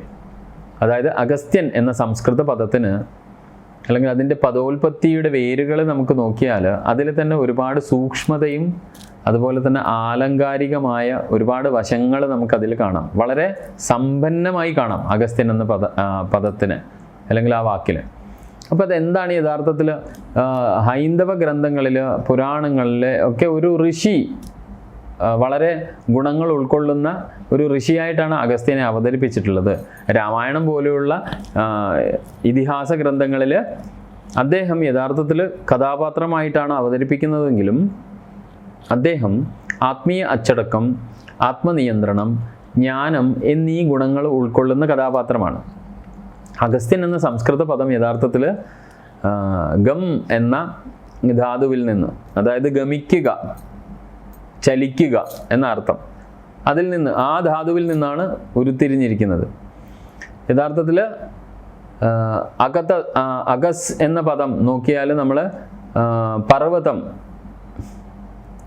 അല്ലെങ്കിൽ സ്ഥിരമല്ലാത്തത് എന്നൊക്കെയാണ് അർത്ഥമുണ്ടാവുക ഉപസർഗം ചേർത്ത് കഴിഞ്ഞാൽ. അപ്പോൾ ഈ അർത്ഥം വരുന്നത് നോക്കൂ, ആ അർത്ഥത്തിൽ തന്നെ ചലിക്കുക, ഗമിക്കുക, അതുപോലെ തന്നെ പർവ്വതം അല്ലെങ്കിൽ ഈ പറയുന്ന പോലെ ഒരു സ്ഥലത്ത് ചലിക്കുക സ്ഥിരമല്ലാത്തത്, ഒരു സ്ഥലത്ത് പർവ്വതം എന്നും കാണാം. അപ്പോൾ അഗസ്ത്യനെ ഒരു പർവ്വതം പോലെ അചഞ്ചലനായവൻ എന്ന് ഒരു ഭാഗത്ത് നമ്മൾക്ക് ദർശിക്കാൻ കഴിയുന്ന സമയത്ത് തന്നെ പർവ്വതങ്ങളെ ചലിപ്പിക്കാൻ കഴിവുള്ളവൻ എന്നുള്ള അർത്ഥമുണ്ട്.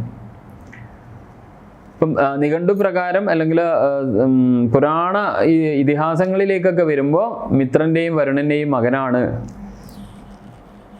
ഈ പറയപ്പെടുന്ന അഗസ്ത്യ ഋഷി. അപ്പോൾ അഗസ്ത്യൻ പവിത്രമായി കണക്കാക്കപ്പെടുന്ന, നമുക്ക് നക്ഷത്ര സമൂഹത്തിൽ നോക്കിക്കഴിഞ്ഞാൽ, ഭൗതികതയിലൊക്കെ നോക്കിക്കഴിഞ്ഞാൽ, നമുക്ക് സപ്തഋഷി സ്റ്റാർ കോൺസ്റ്റലേഷൻസിൽ നോക്കിയാൽ കാനപ്പസ് എന്ന നക്ഷത്ര സമൂഹത്തെയാണ് അഗസ്ത്യൻ പ്രതിനിധാനം ചെയ്യുന്നത്. അപ്പം ഇവിടെ നമുക്ക് ചിന്തിക്കാനുള്ളത് രാമായണത്തിനെ അടിസ്ഥാനപ്പെടുത്തിയിട്ടാണ്. അപ്പം രാമായണം പരമ്പരയിൽ പ്രധാന സംഭവ കഥകൾ നോക്കുന്ന സമയത്ത് അഗസ്ത്യനെ അവതരിപ്പിക്കുന്ന പ്രധാന ഭാഗങ്ങൾ നമുക്ക് കാണാം. അതിൽ ഒന്ന് ശ്രീരാമനെ ഈ പറയുന്ന ആരണ്യകാണ്ഡത്തിൽ കണ്ടുമുട്ടുന്നതാണ്.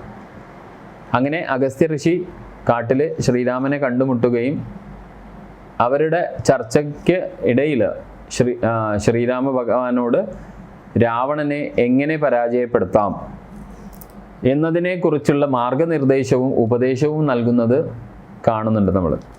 അപ്പോൾ അഗസ്ത്യ ഋഷി ശ്രീരാമന് ആത്മീയമായ മാർഗനിർദ്ദേശം നൽകുന്നത് നമ്മളവിടെ കാണുന്നുണ്ട്. അതുപോലെ തന്നെ മഹർഷിയുടെ ദിവ്യ സ്വഭാവവും ലക്ഷ്യവും മനസ്സിലാക്കാൻ വേണ്ടിയിട്ട്, അല്ലെങ്കിൽ മഹർഷിയുടെ ഉപദേശത്താൽ ശ്രീരാമൻ്റെ അവതാര ഉദ്ദേശം എന്താണ്, ആ ഒരു ആത്മാവിൻ്റെ അവതാര ഉദ്ദേശം എന്ന് നമ്മളെ മനസ്സിലാക്കാൻ സാധിക്കുന്ന അല്ലെങ്കിൽ സഹായിക്കുന്ന ഒരു വ്യക്തിത്വമായിട്ടാണ് രാമായണത്തിലെ കഥയിൽ നമുക്ക് മനസ്സിലാവുന്നത്. രാമായണത്തിൽ തന്നെ ആദിത്യ ഹൃദയ സ്തോത്രം ശ്രീരാമന് പകർന്നു കൊടുക്കുന്നത് അഗസ്ത്യ ഋഷിയാണ്. അപ്പോൾ അഗസ്ത്യ മഹർഷി ശ്രീരാമന് സൂര്യദേവനായ അല്ലെങ്കിൽ സൂര്യനെ കുറിച്ചുള്ള ശക്തമായ സ്തുതിഗീതമായ ആദിത്യ ഹൃദയ സ്തോത്രം പഠിപ്പിക്കുന്നുണ്ട്.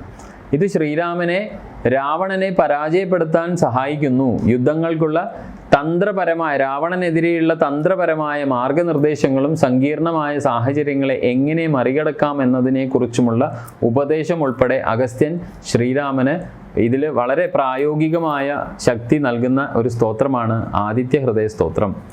അതുപോലെ തന്നെ ശ്രീരാമൻ്റെ പ്രവൃത്തികളെ നയിക്കുന്ന ഒരു ചാലകത്വം, അവിടെയാണ് നമ്മൾ നേരത്തെ പറഞ്ഞ ഗം എന്ന ആ ചലനശക്തി കാണുന്നത്. അഗസ്ത്യൻ്റെ മാർഗനിർദ്ദേശം ശ്രീരാമൻ്റെ പ്രവർത്തനങ്ങളെ വളരെയധികം സ്വാധീനിക്കുന്നതായി കാണാം. അഗസ്ത്യൻ്റെ ജ്ഞാനവും മാർഗനിർദ്ദേശവും ശ്രീരാമൻ്റെ മനസ്സിനെ ശാന്തമാക്കാൻ സഹായിക്കുന്നു. ഇത് ശ്രീരാമന് അവൻ്റെ കടമകളിലും ഉത്തരവാദിത്തങ്ങളിലും ശ്രദ്ധ കേന്ദ്രീകരിക്കാൻ അവനെ പ്രാപ്തനാക്കുന്നു. ജ്ഞാനപൂർവമായ തീരുമാനങ്ങൾ എടുക്കാനും ഉചിതമായ നടപടികൾ സ്വീകരിക്കാനും ശ്രീരാമനെ സഹായിക്കുന്നത് യഥാർത്ഥത്തിൽ രാമായണത്തിൽ അഗസ്ത്യ മുനിയാണെന്ന് കാണാം. ഇതിലെന്താണ് പ്രതീകാത്മകത? ഇതിലെന്താണ് പ്രാധാന്യം? രാമായണത്തിൽ അഗസ്ത്യൻ്റെ പങ്ക് അല്ലെങ്കിൽ ഈ പറയുന്ന സന്ദർഭങ്ങളിലൊക്കെ പ്രതീകങ്ങൾ എന്തിനെ പ്രതീകപ്പെടുത്താനാണ് വാൽമീകി ഈ കഥാസന്ദർഭങ്ങളിലൊക്കെ അഗസ്ത്യനെ ഉപയോഗിക്കുന്നത് നോക്കിയാൽ, ഒരു സന്ദർഭത്തിൽ ജ്ഞാനവും മാർഗനിർദ്ദേശവുമാണ്. അഗസ്ത്യൻ ജ്ഞാനം അല്ലെങ്കിൽ അതുപോലെ മാർഗനിർദ്ദേശം, ആത്മീയമായ അച്ചടക്കം എന്നിവയെ പ്രതിനിധാനം ചെയ്യുന്ന ശക്തിയാണ്. പ്രതീകം അതാണ്. അപ്പോൾ വിജയം കൈവരിക്കുന്നതിൽ ശ്രീരാമന് വേണ്ട കാര്യങ്ങൾ പറഞ്ഞു കൊടുക്കുന്ന എന്നുള്ള രൂപത്തിൽ പറയുമ്പോൾ ജീവാത്മാവ് ഒരു ശരീരത്തിൽ, നേരത്തെ നമ്മൾ പറഞ്ഞ പോലെ ഈ ക്ഷേത്രമാകുന്ന ശരീരത്തിൽ 24 ഘടകങ്ങളോടുകൂടി, അതായത് പഞ്ചതന്മാത്രകൾ, പഞ്ചഭൂതങ്ങൾ, 5 ജ്ഞാനേന്ദ്രിയങ്ങൾ, 5 കർമ്മേന്ദ്രിയങ്ങൾ, 4 അന്ധക്കരണങ്ങളോട് കൂടി ജീവിക്കുന്ന ആ ജീവാത്മാവിന് വിജയം കൈവരിക്കുക എന്ന് പറഞ്ഞാൽ ആത്മസാക്ഷാത്കാരം നേടുവാൻ എന്ത് ചെയ്യണം? അതിൽ കൃത്യമായ ജ്ഞാനമുണ്ടാവണം, ജ്ഞാനസമ്പാദനം ഉണ്ടാവണം. പിന്നെ എനിക്ക് വ്യക്തമായ ദിശ, മാർഗനിർദ്ദേശം കൃത്യമായി ഉണ്ടെങ്കിലാണ് എനിക്ക് ദിശ തീരുമാനിക്കാൻ സാധിക്കൂ.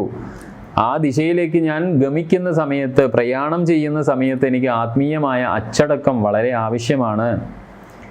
ഇനി ഇതിൽ തന്നെ ദൈവീകമായ ഇടപെടലിൻ്റെ പ്രതീകമായും കാണാം നമുക്ക് അഗസ്ത്യനെ. അതായത് ശ്രീരാമന് വേണ്ടി അഗസ്ത്യ മഹർഷി ദിവ്യമായ ഇടപെടലുകൾ നടത്തുന്നത് കാണുന്നുണ്ട് രാമായണത്തിൽ.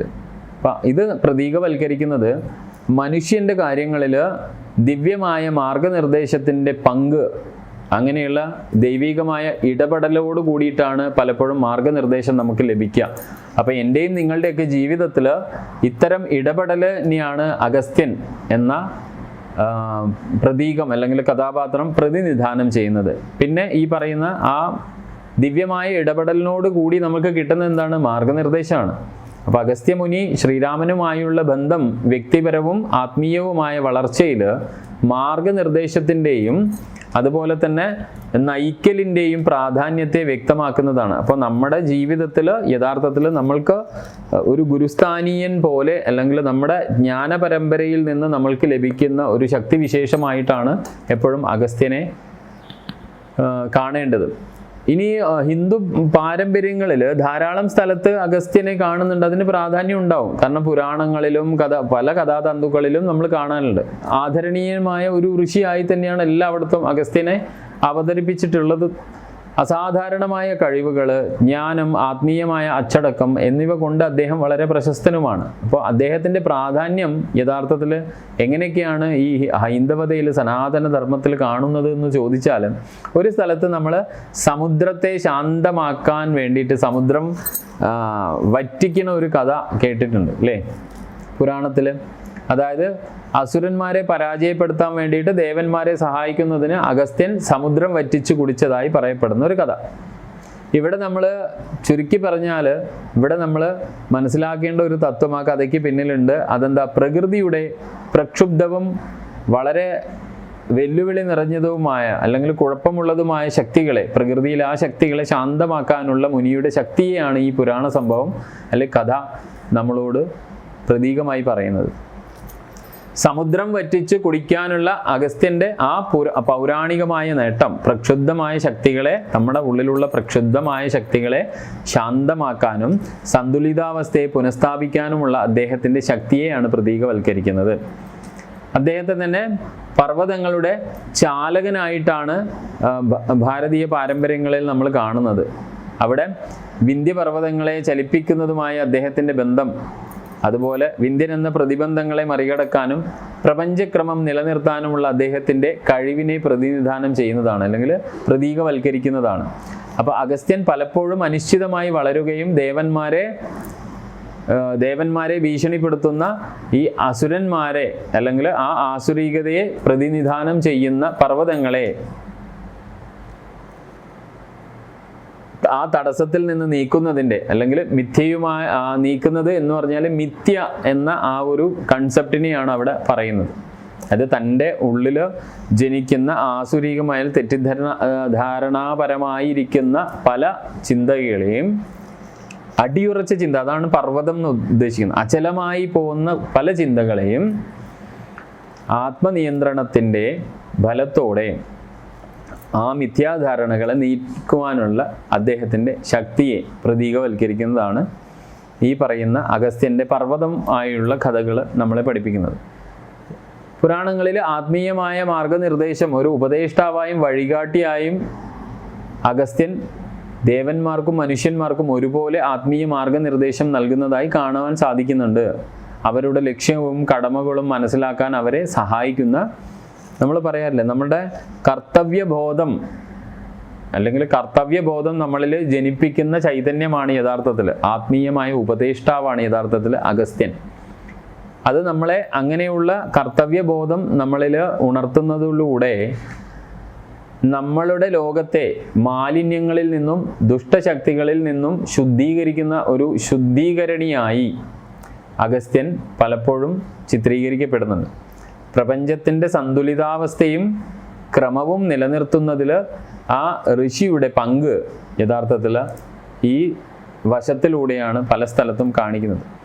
ഒരു ശുദ്ധീകരണക്കാരൻ എന്ന നിലയിൽ അഗസ്ത്യൻ്റെ പങ്ക് ലോകത്തെ മാലിന്യങ്ങളിൽ നിന്നും ദുഷ്ടശക്തികളിൽ നിന്നും ശുദ്ധീകരിക്കുന്നതിൽ അദ്ദേഹത്തിൻ്റെ പ്രാധാന്യം എത്രത്തോളം ഉണ്ട് എന്ന് നമ്മളോട് പറയുന്നതാണ് പല കഥകളും. യഥാർത്ഥത്തിൽ അഗസ്ത്യൻ പ്രതീകവൽക്കരിക്കുന്നത് അല്ലെങ്കിൽ റെപ്രസെൻ്റ് ചെയ്യുന്നത് അല്ലെങ്കിൽ പ്രതിനിധാനം ചെയ്യുന്നത്, അഗസ്ത്യൻ്റെ ആ സ്വഭാവം നമ്മളോട് പറയാൻ ശ്രമിക്കുന്നത് ആത്മനിയന്ത്രണവും അച്ചടക്കവും അതുപോലെ തന്നെ ജ്ഞാനം അല്ലെങ്കിൽ അറിവ്, പ്രാപഞ്ചികമായ സന്തുലിതാവസ്ഥ. ഇതാണ് യഥാർത്ഥത്തിൽ അഗസ്ത്യൻ എന്ന കഥാപാത്രം, അഗസ്ത്യ ഋഷിയെ നിങ്ങൾ എവിടെ കണ്ടാലും നിങ്ങൾ മനസ്സിലാക്കേണ്ട ആ പ്രതീകം ഈ 3 കാര്യമാണ്: ആത്മനിയന്ത്രണവും അച്ചടക്കവും. സമുദ്രത്തെ ശാന്തമാക്കാനും പർവ്വതങ്ങളെ ചലിപ്പിക്കാനുമുള്ള അദ്ദേഹത്തിൻ്റെ കഴിവ് യഥാർത്ഥത്തിൽ റെപ്രസെൻ്റ് ചെയ്യുന്നത്, ഡിനോട്ട് ചെയ്യുന്നത് ആത്മനിയന്ത്രണത്തിൻ്റെയും ആത്മീയമായ അച്ചടക്കത്തിൻ്റെയും ശക്തിയെ പ്രതീകവൽക്കരിക്കുന്നതാണ്. പിന്നെ സെക്കൻഡ്ലി അദ്ദേഹത്തിൻ്റെ പദം എന്താണ് പ്രതീകവൽക്കരിക്കുന്നത് എന്ന് ചോദിച്ചാൽ ജ്ഞാനവും അറിവുമാണ്. ഒരു ഋഷി എന്ന നിലയിൽ അഗസ്ത്യൻ ജ്ഞാനം, അറിവ്, ആത്മീയമായ ഉൾക്കാഴ്ച എന്നിവ ഉൾക്കൊള്ളുന്ന ആളാണ്.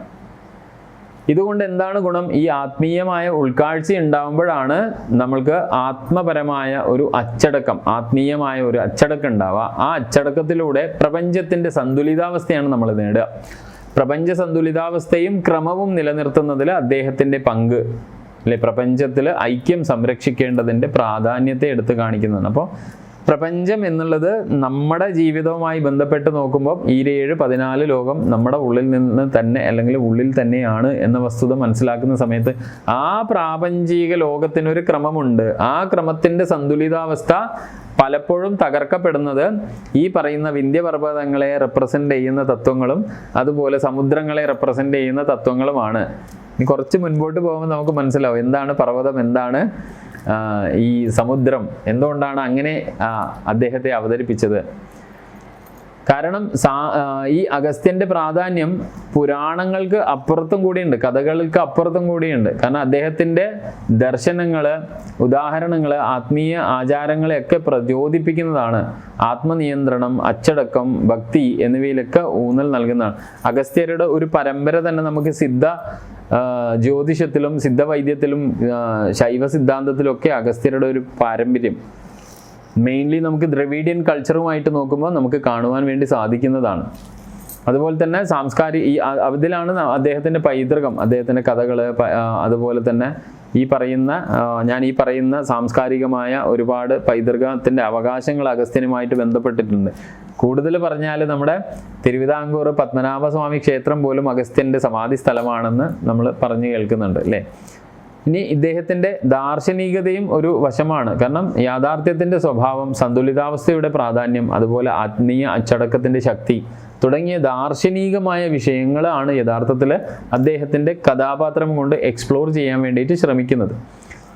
കാരണം രാമായണത്തിൽ നമ്മൾ നോക്കുമ്പോൾ നമ്മൾ മനസ്സിലാക്കുന്നുണ്ട്, രാമായണത്തിൽ ഒരുപാട് മെൻറ്റേഴ്സിനെ നമുക്ക് കാണാം. ഉപദേഷ്ടാക്കളുടെ ഒരു പട തന്നെയുണ്ട്. അതിൽ പ്രാധാന്യം അർഹിക്കുന്ന അല്ലെങ്കിൽ പ്രധാന പങ്ക് വഹിക്കുന്ന കുറച്ച് ആളുകളുണ്ട്. അതിൽ പ്രധാന കഥാപാത്രങ്ങളെ അവരെന്ത് ചെയ്യും, നയിക്കുകയും അവരുടെ പ്രവർത്തനങ്ങളെ സ്വാധീനിക്കുകയും ചെയ്യുന്ന മെൻറ്റേഴ്സായിട്ടാണ് ഇവരെ നമ്മൾ കാണുക. അതായത് പ്രധാന കഥാപാത്രം ശ്രീരാമനാണ്. അപ്പോൾ ശ്രീരാമൻ്റെ പ്രവർത്തനങ്ങളെയും പ്രവർത്തനങ്ങളെ സ്വാധീനിക്കുക, അതുപോലെ ശ്രീരാമനെ നയിക്കുക എന്ന ഡ്യൂട്ടീസ് ചെയ്യുന്ന മെൻറ്റേഴ്സ്. അതിൽ പ്രധാനിയാണ് വസിഷ്ഠൻ, അത് കഴിഞ്ഞാൽ അഗസ്ത്യൻ, പിന്നെ നമ്മൾ കാണുന്നത് ഹനുമാനെയാണ്, അത് പിന്നീട് നമ്മൾ കാണുന്നത് സുമന്ത്രരെയാണ്. വസിഷ്ഠൻ നമുക്കറിയാം ശ്രീരാമൻ്റെ ആ പാരമ്പര്യത്തിൻ്റെ തന്നെ ഗുരു, അല്ലേ. അദ്ദേഹത്തിൻ്റെ ധർമ്മം, കടമ, ഉത്തരവാദിത്തം എന്നിവയെക്കുറിച്ച് രാമനെ സദാ ബോധവൽക്കരിച്ചു കൊണ്ടിരിക്കുന്ന ആള്. അഗസ്ത്യൻ ഈ പറയുന്ന പോലെ ആത്മീയമായ മനസ്സിൻ്റെ തലമാണ്. യഥാർത്ഥത്തിൽ അപ്പുറത്ത് ധർമ്മം, കടമ, ഉത്തരവാദിത്തം, ലൗകികതയിലാണ് വസിഷ്ഠൻ്റെ പ്രാധാന്യമെങ്കിൽ ലൗകികമായ ഉത്തരവാദിത്തങ്ങൾ രാമനെ പഠിപ്പിക്കുന്നതാണ് അവിടെ പ്രധാനമെങ്കിൽ അഗസ്ത്യൻ എന്നുള്ളത് മാനസികപരമായ സൂക്ഷ്മതലത്തിൽ രാമനെ നയിക്കുന്ന ആള്. ആത്മീയ മാർഗനിർദ്ദേശം, പ്രായോഗികമായ ഉപദേശങ്ങൾ, ദിവ്യ ആയുധങ്ങൾ എന്നൊക്കെ പറയുമ്പോൾ മന്ത്രങ്ങൾ തന്നെ. പിന്നെയുള്ളത് നമ്മൾ കാണുന്നത് ഹനുമാനെയാണ്. അതായത് ശ്രീരാമന് അർപ്പണബോധമുള്ള ഒരു ശിഷ്യനും ഉപദേഷ്ടാവും മാർഗനിർദ്ദേശവും പിന്തുണയും നൽകുന്ന ഒരു ശക്തിയായിട്ട് കാണാം. ഇതിനെ നമ്മൾ യഥാർത്ഥത്തിൽ പഠിക്കുമ്പോഴാണ് നമുക്ക് മനസ്സിലാവുന്നത് ഹനുമാന്റെ ആ പ്രാധാന്യം. യഥാർത്ഥത്തിൽ ജീവാത്മാവ് ഈ ക്ഷേത്രത്തിൽ വസിക്കണമെങ്കിൽ അദ്ദേഹത്തിന് നല്ല സപ്പോർട്ട് വേണം ഒരാളുടെ. അതാണ് പ്രാണൻ. ആ പ്രാണനെ റെപ്രസെൻ്റ് ചെയ്യുന്നതാണ് യഥാർത്ഥത്തിൽ ഹനുമാൻ. പിന്നെയുള്ളത് സുമന്ത്രരാണ്, അതായത് ദശരഥ രാജാവിൻ്റെ മന്ത്രിയും ഉപദേഷ്ടാവും. അപ്പോൾ ദശരഥം എന്ന് പറഞ്ഞാൽ ഈ പറയുന്ന 5 ജ്ഞാനേന്ദ്രിയങ്ങളെയും കർമ്മേന്ദ്രിയങ്ങളെയും ആ ഒരു സെറ്റിനെ ഇന്ദ്രിയങ്ങളെ നയിക്കുന്ന അല്ലെങ്കിൽ ഇന്ദ്രിയങ്ങളെ ഗൈഡ് ചെയ്യുന്ന ആ ഫോഴ്സിനെയാണ് സുമന്ത്രർ എന്ന് നമ്മൾ പറയുന്നത്. ഇപ്പം രാമായണത്തിൽ ഇതുപോലെയുള്ള ഒരുപാട് മെൻറ്റേഴ്സിനെ കാണാം. അപ്പം എല്ലാവരും ശ്രീരാമനെ സ്വാധീനിക്കുക എന്ന് പറഞ്ഞാൽ നമ്മൾ വിചാരിക്കും ഈശ്വരാവതാരമായ അദ്ദേഹത്തെ എന്തിനാണ് ഇവർ ഇപ്പം ഈശ്വര അവതാരം എന്ന് ഇവിടെ നമ്മൾ പറയുന്നതൊക്കെ എന്താണ്? നമ്മുടെ ഉള്ളിലുള്ള ആ ബ്രഹ്മ ചൈതന്യത്തെയാണ് നമ്മൾ ഈശ്വര അവതാരം എന്ന് ഇവിടെ പറയുന്നത്. അപ്പോൾ ഇതിലൊക്കെ നമ്മൾക്ക് മനസ്സിലാക്കുവാൻ വേണ്ടി സാധിക്കുന്നത് രാമായണം എന്നുള്ള ആ മഹത്തായ സൃഷ്ടിയിൽ, കൃതിയിൽ, ഇതിഹാസ ആ കാവ്യത്തിൽ, അല്ലെ, ആ മാനവരാശിയുടെ ആദ്യത്തെ ഇതിഹാസ കാവ്യമാണ്. അപ്പോൾ ആ ഇതിഹാസ കാവ്യത്തിൽ യഥാർത്ഥത്തിൽ ഒരുപാട് ഇതുപോലുള്ള തത്വങ്ങൾ ഇൻകോർപ്പറേറ്റ് ചെയ്തിട്ടുണ്ട്. ഈ ഉപദേഷ്ടാക്കളുടെ ഒക്കെ പ്രവർത്തനം നോക്കിയാൽ രാമായണത്തിലെ ഉപദേഷ്ടാക്കൾ നിരവധി പ്രവർത്തനങ്ങൾ ചെയ്യുന്നതായിട്ട് നമ്മൾക്ക് കാണുന്നുണ്ട്. ഞാൻ ഈ പറഞ്ഞ കഥാപാത്രങ്ങളൊക്കെ പ്രധാന കഥാപാത്രത്തിന് അറിവ് നൽകുക, അതുപോലെ തന്നെ നിർദ്ദിഷ്ടമായ സമയത്ത് തീരുമാനമെടുക്കാൻ അദ്ദേഹത്തിനെ പ്രാപ്തനാക്കുക, വൈകാരികമായി പിന്തുണ നൽകുക, പ്രചോദനം നൽകി അദ്ദേഹത്തെ വളർച്ചയിലേക്ക് നയിക്കുക. ഈ ശ്രീരാമനെ ഇത്രയും ക്വാളിറ്റീസ് പകർന്നു കൊടുക്കുന്ന ആളുകളെയാണ് നമ്മൾ മെൻറ്റേഴ്സ് അല്ലെങ്കിൽ ഉപദേഷ്ടാക്കൾ എന്ന് വിളിച്ചത്. അപ്പോൾ ഇവിടെ ഈ ആൾക്കാരൊക്കെ എന്താണ് ചെയ്യുന്നത്? ശ്രീരാമൻ എന്ന കേന്ദ്ര കഥാപാത്രത്തിന് അറിവ്, ജ്ഞാനം, കഴിവുകൾ ഇവരാദ്യം നൽകും. അതാണ് ഈ പറയുന്ന ഗുരുരൂപിയായ ആൾക്കാർ. പിന്നെന്താ? ഉപദേഷ്ടാക്കൾ തന്നെ മാർഗനിർദ്ദേശവും ഉപദേശവും നൽകി കഥാപാത്രങ്ങൾക്ക് യഥാർത്ഥത്തിൽ ജ്ഞാനം ഉള്ള തരത്തിൽ തീരുമാനങ്ങൾ എടുക്കാൻ സഹായിക്കുന്നു. ആ ജ്ഞാനം ഒക്കെ നമുക്കറിയാലോ, നമുക്ക് ശരിക്കും ആ ഒരു ശരിയും തെറ്റും തിരിച്ചറിയാനൊക്കെ ഈ പറയുന്ന വിദ്യ ഇല്ലെങ്കിൽ നമുക്ക് പറ്റില്ല. അതുപോലെ തന്നെയാണ് ഇമോഷണൽ സപ്പോർട്ട്. അതാണ് വെല്ലുവിളി നിറഞ്ഞ സമയങ്ങൾ ഉപദേഷ്ടാക്കൾ വൈകാരികമായ പിന്തുണ, ആശ്വാസം, ഉറപ്പ്. ഇതാണ് ഏതൊരു മനുഷ്യനും, നിങ്ങൾക്കും എനിക്കും ജീവിതത്തിൽ വേണ്ട പ്രധാനപ്പെട്ട 4 കാര്യമാണിത്. പിന്നെന്താ? പ്രചോദനം, അല്ലേ, നമുക്കുള്ള ഇൻസ്പിറേഷൻ. അത് സ്വയം നമ്മൾ റിഫ്ലക്റ്റ് ചെയ്യാനും ആത്മീയമായ വികാസം പ്രാപിക്കാനും വേണ്ടിയിട്ടുള്ള ഇൻസ്പിറേഷനാണ്. അപ്പോൾ യഥാർത്ഥത്തിൽ നമ്മളുടെയൊക്കെ ജീവിതത്തിൽ വേണ്ട ഈ 4 കാര്യങ്ങളാണ്. ആ 4 കാര്യങ്ങൾ, ഒന്ന് നമുക്ക് അറിവ് വേണം. ആ അറിവിൻ്റെ സഹായത്തോടെ നമുക്ക് ഡിസ്ക്രിമിനേറ്ററി പവർ ഉണ്ടാവണം, തിരിച്ചറിയാൻ. അങ്ങനെയാണ് നമ്മൾ തീരുമാനങ്ങൾ എടുക്കുക, നല്ല തീരുമാനങ്ങൾ, ഈ ഉറച്ച തീരുമാനങ്ങൾ എടുക്കുന്ന നമ്മൾ മുന്നോട്ട് പോകും. ചില സമയത്ത് നമുക്ക് തിരിച്ചടികൾ ഉണ്ടാവുന്ന സമയത്ത് നമുക്ക് വേണ്ടതാണ്, വെല്ലുവിളി നിറഞ്ഞ സമയങ്ങളിൽ വേണ്ടത് ഇമോഷണൽ സപ്പോർട്ടാണ്. ആ ഇമോഷണൽ സപ്പോർട്ടാണ് ഹനുമാനെ പോലെയുള്ള കഥാപാത്രങ്ങൾ, ലക്ഷ്മണനെ പോലെയുള്ള കഥാപാത്രങ്ങൾ ഉറപ്പാക്കുന്നത് രാമായണത്തിൽ. പിന്നെ വേണ്ടത് പ്രചോദനമാണ്. അത് വ്യക്തിഗതമായ വളർച്ചയ്ക്ക് വേണ്ടിയിട്ട് നമുക്ക് ലഭിക്കേണ്ട പ്രചോദനമാണ്. നമ്മളെ സെൽഫിനെ റിഫ്ലക്റ്റ് ചെയ്യാൻ, നമ്മളെ സെൽഫിനെ മാനിഫെസ്റ്റ് ചെയ്യാൻ, ഞാൻ എന്താണ്, എൻ്റെ കഴിവ് പ്രകടിപ്പിക്കാൻ വേണ്ടിയിട്ട് നമ്മളെ സഹായിക്കുന്നതാണ് ഈ പറയുന്ന ഇൻസ്പിറേഷണൽ ഫോഴ്സസ്. അപ്പം ഇതാണ് യഥാർത്ഥത്തിൽ രാമായണത്തിൽ അഗസ്ത്യനെ കുറിച്ച് പറയുമ്പോൾ നമുക്ക് ശ്രദ്ധിക്കാനുള്ളത്, അല്ലെങ്കിൽ മറ്റ് ഗുരുക്കന്മാർ. കാരണം എന്താ വെച്ചാൽ മാർഗനിർദ്ദേശത്തിന് നമ്മുടെ ജീവിതത്തിൽ വലിയ പ്രാധാന്യമുണ്ട്. കാരണം എന്താ?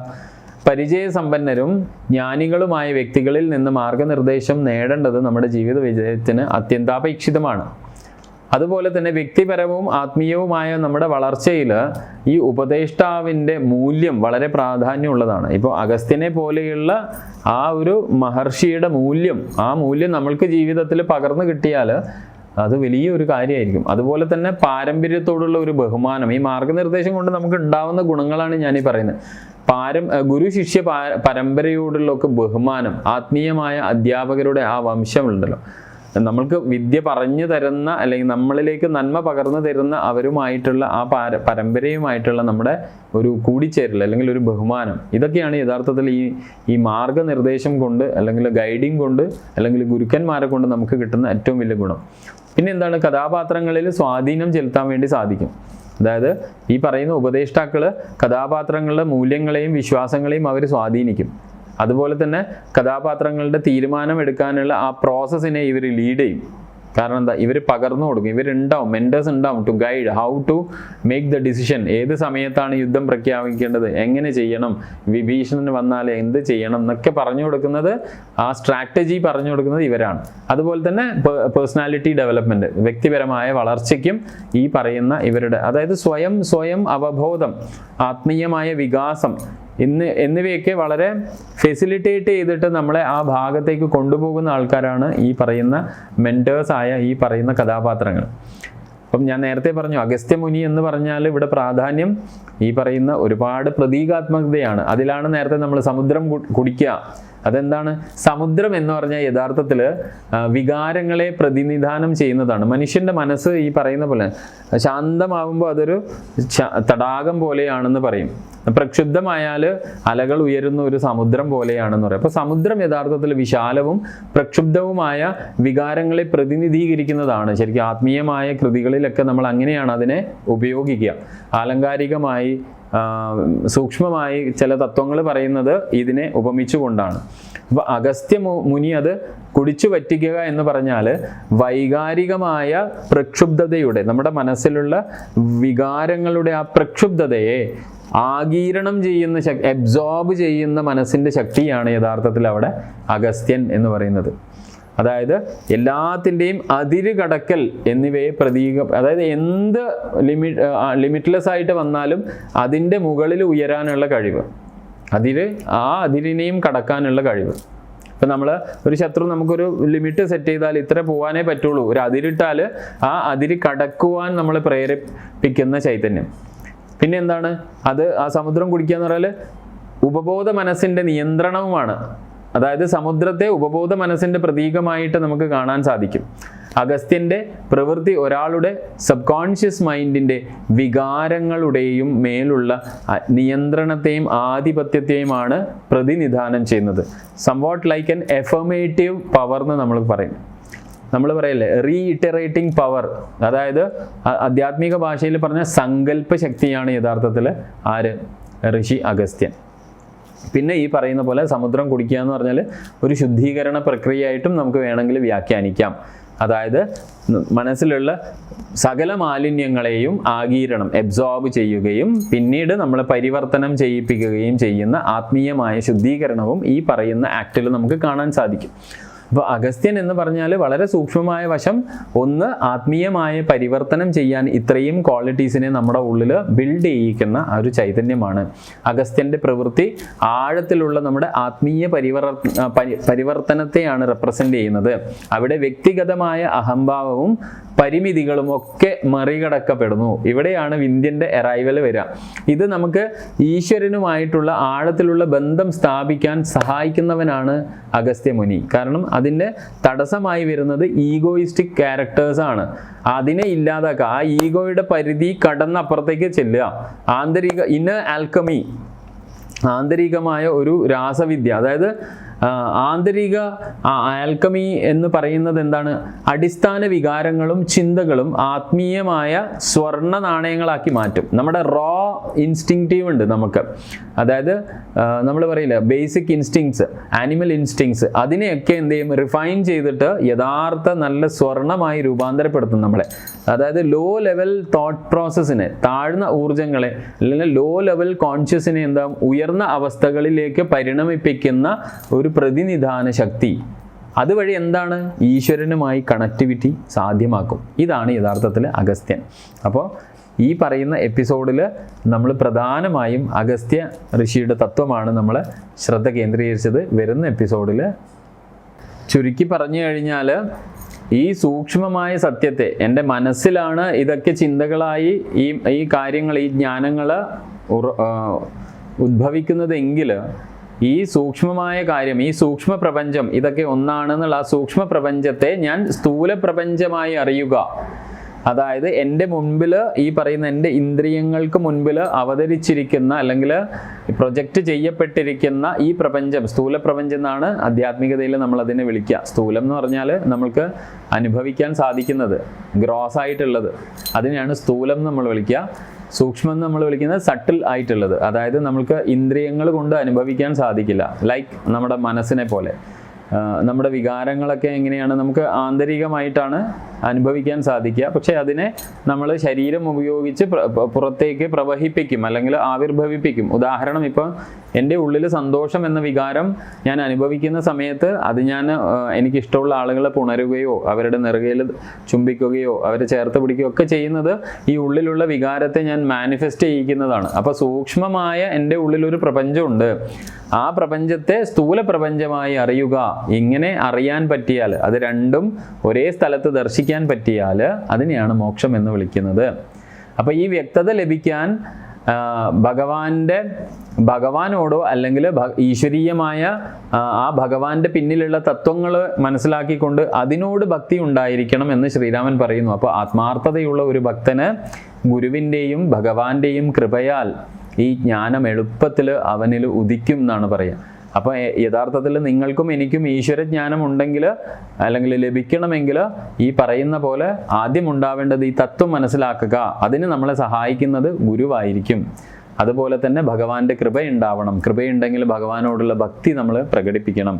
അങ്ങനെ ഗുരുവിൻ്റെയും ഭഗവാന്റെയും കൃപയാൽ ഈ ജ്ഞാനം എളുപ്പത്തിൽ അവനിൽ ഉദിക്കും എന്നാണ് പറയുന്നത്. അപ്പോൾ ഭക്തിയുടെ പാതയിലേക്ക് താങ്കളെ എത്തിക്കാൻ ഈ പറയുന്ന കാര്യങ്ങൾ കൂടെ താങ്കൾ ശ്രദ്ധിക്കണം. എന്തൊക്കെയാ? സത്സംഗം, അതായത് സമർപ്പിതരായ ഈ വഴിയിൽ സമർപ്പിതരായി ജീവിക്കുന്ന ആളുകളുടെ കൂട്ടത്തിൽ ജീവിക്കുന്നത് പ്രധാനമാണ്. അതുകൊണ്ടാണ് നമ്മൾ പറയും അല്ലേ, ഫിസിക്സിൽ നോക്കിയാൽ തിയറി ഓഫ് റെസണൻസ് നമ്മൾ കേൾക്കാം.